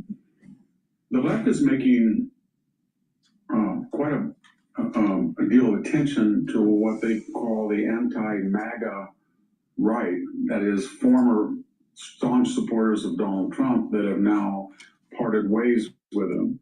And the names that they fixate on, the left, Marjorie Taylor Greene, who resigned from Congress after a big fight with Donald Trump over the Epstein files and the Iraq War. Tucker Carlson, the former Fox news host, and now has become a fierce Trump critic. Megyn Kelly, who had a Fox, very successful Fox show herself, and then went to NBC and now has a very successful podcast. And she seems to have parted ways with Donald Trump over the same issues as Marjorie Taylor Greene and Tucker Carlson. Then, of course, Joe Rogan has expressed disappointment. Perhaps he is now not in the MAGA fold. Candace Owens has been a virulent critic. Steve Bannon, I don't know what his status is, but there's a group of people. And then further to the right, of course, there's the Groypers and Nick Fuentes and all those people. But what was their beef? The first thing that seems to really bother them is the current war. I shouldn't say the first thing. The first thing that bothered some of them was the summer 2025 attack by the United States for about 25 hours on the nuclear facilities in Iran. It was a one-off. Tucker Carlson said this was unnecessary. It could lead to World War III. It didn't.